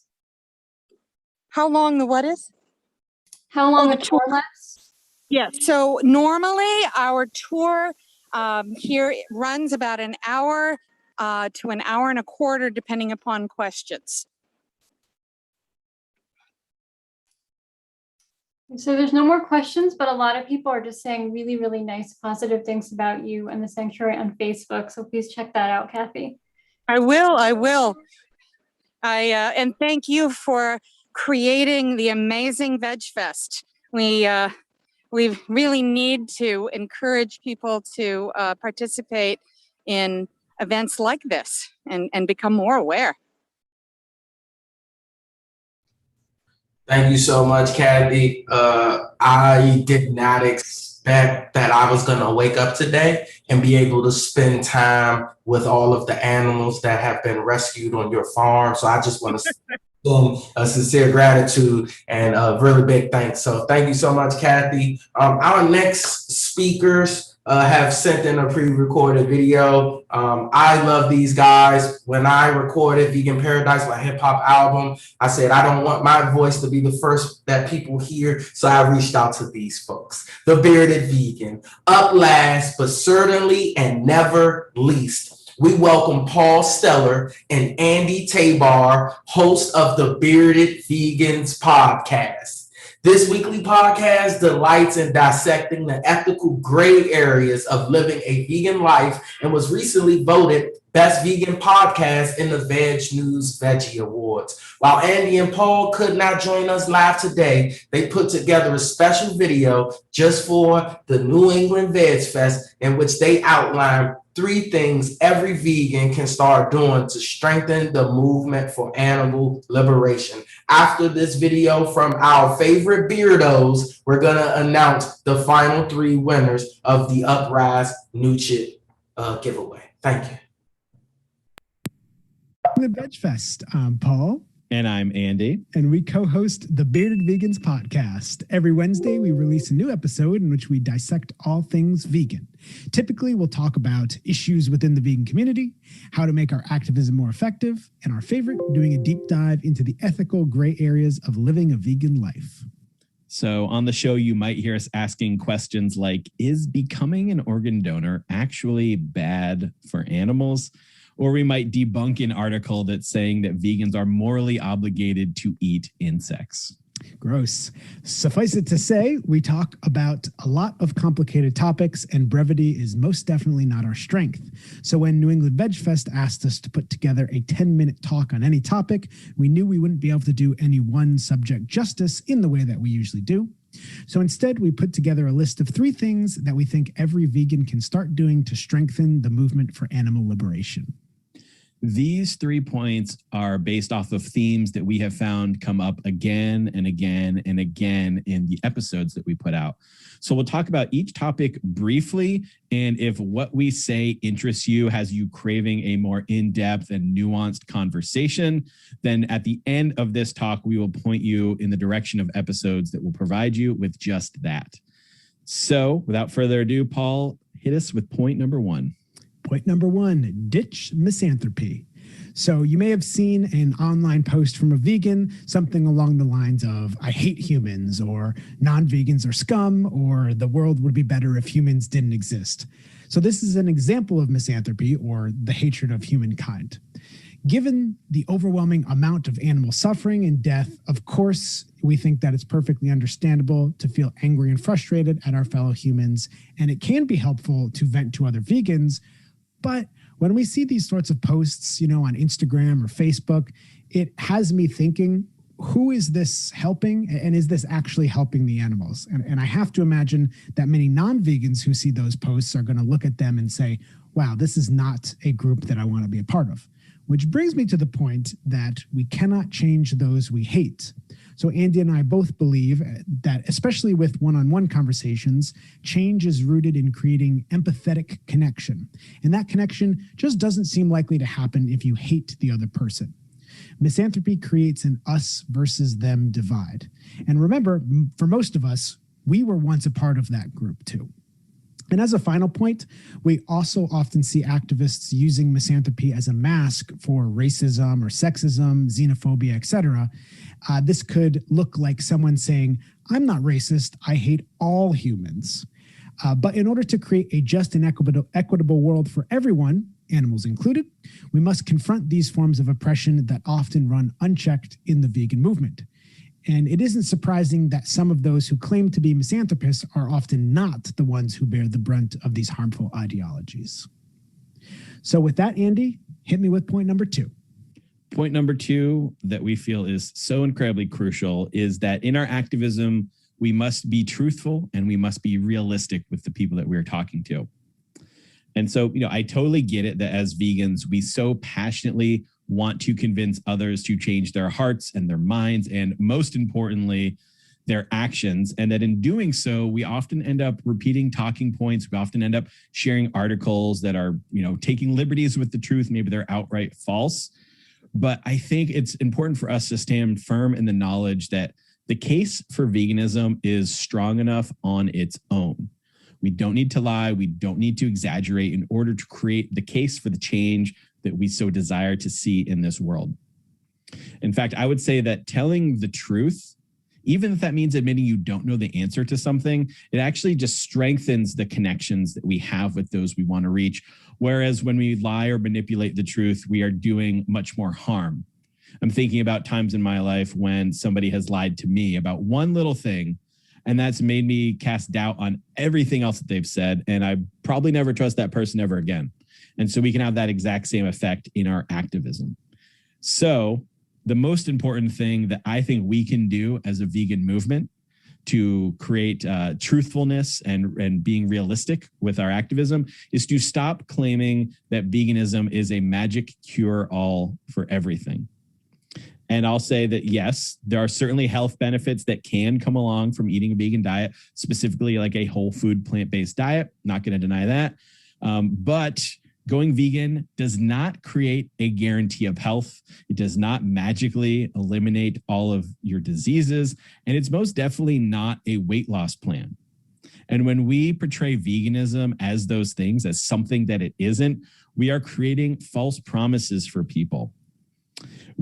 And when we do that, we are creating just the next round of ex-vegans that are going to be making think pieces and YouTube videos saying that veganism did not work for them. So let's be clear and truthful and realistic about what veganism is. Veganism is a movement of justice for the animals. And veganism always works because it always allows us opportunities to stand firm in our ethics and advocate for justice. Let's bring it home with point number 3. Point number 3 is reflect on your communication style. Now, I know that this can be an incredibly broad topic, but as I've done many, many years of street activism, talking to people one-on-one, I found that if there's just one idea that I could put out into the vegan movement, it's that our activism should not be treated as if it is a debate to be won. Now, I've been there. I have done that. I have talked to, literally tens of thousands of people about going vegan. And I understand that it can feel good in the face of someone who is trying to be argumentative, that it can feel really good to shut them down with a bunch of facts. But the longer that I've done this, the more I've realized that winning a debate is often not the measure of progress that we think that it is. And I think in many cases, engaging in those types of debates can unintentionally set us back. Yeah, Andy. And when you talk about setting us back, what that makes me think of is the backfire effect, which is essentially when someone is presented with evidence that challenges their belief or part of their identity, but it actually ends up strengthening that held belief. And of course, Andy and I don't know everything, but it seems like we should be promoting the idea that it's okay to be wrong and it's okay to fail and to change your views on something, because that's literally what we're asking non-vegans to do when we advocate to them. So we should be leading by example. And that's why I just think it's so important for us to create connections with others rather than beating them down with how wrong they are. Because I think when we frame activism as a debate, we are ignoring the importance of creating that genuine connection, of fostering open communication, and we're ignoring the emotional component of social change. Like, I think we need to remember that just because we can prove somebody wrong doesn't mean we're actually altering their views. It doesn't mean we're actually getting them to change the way that they are going about this world and perhaps their purchasing habits. So I think that when we are engaging in this debate, what we call on the show, debate me bro activism, what we're doing is we're boiling down a very complex and nuanced movement and a bunch of psychological systems into this need to just prove individuals wrong. And when we do this, we're placing ourselves into this position of teacher and of authority. And that implies that we have nothing left to learn. We have nothing left to learn from those that we are advocating towards. And it shifts our goal from creating long-lasting, meaningful change to simply just winning one-time conversations. And I think ultimately it's removing the curiosity and the humility that we so desperately need as a movement that is still very small and growing in size. So I'll say that, this doesn't mean we can't engage in good faith conversations. Doesn't mean we can't use facts and figures. It doesn't even mean that we can tell somebody that they are wrong if they are actually wrong. But I think what it means is that we need to stop creating activism that puts others into that debate position, that puts others into that immediate position of adversary.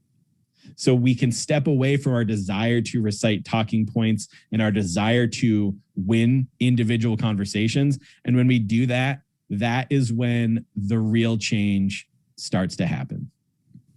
So there you have it. That's point number 3. And that's all 3 of our points. And if these topics interest you, like Andy said, we've put together a playlist of related episodes, which you could find at thebeardedvegans.com/New England.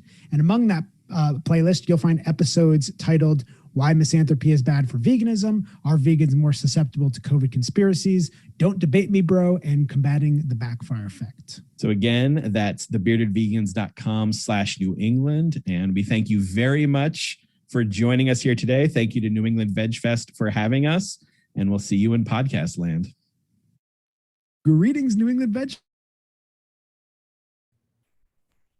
That was such a wonderful presentation from the Bearded Vegans. I think that perfectly captures and sums up a lot of the takeaway messages and things that were discussed today, especially their last portion, which is looking at how we communicate. I think as vegans, there are veg curious people in the world, but in order to get that message out to the right folks, we need to focus on how we get that message across. Otherwise, our messages fall on deaf ears. And so with that being said, our uprise winners for the last giveaway of the New England Veg Fest is, drum roll, Crystal Moon, Lizzie Hagan, Sonia Boxkey, and Gail Rosenfeld. Again, that's Crystal Moon, Lizzie Hagan,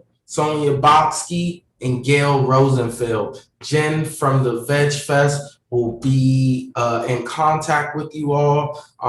Kim Anderson from Plant City was not able to join us today. However, I want to extend the sincerest thanks and gratitude to Brother Vegan, to Dr. Neil Bernard, Kat Graham, Brian Wood, Frank Ellaridi, Kathy Halamaka at the Unity Farm Sanctuary, Ingrid Newkirk, Andrew Jalil, Victoria Moran, Giacomo and Danny from Vegan Proteins, Jenny Messina, Colleen Patrick Goudreau. It was such a pleasure. Julia Pennington, I can't forget you as a fellow writer and journalist. And then Paul and Andy and Eunice Wong.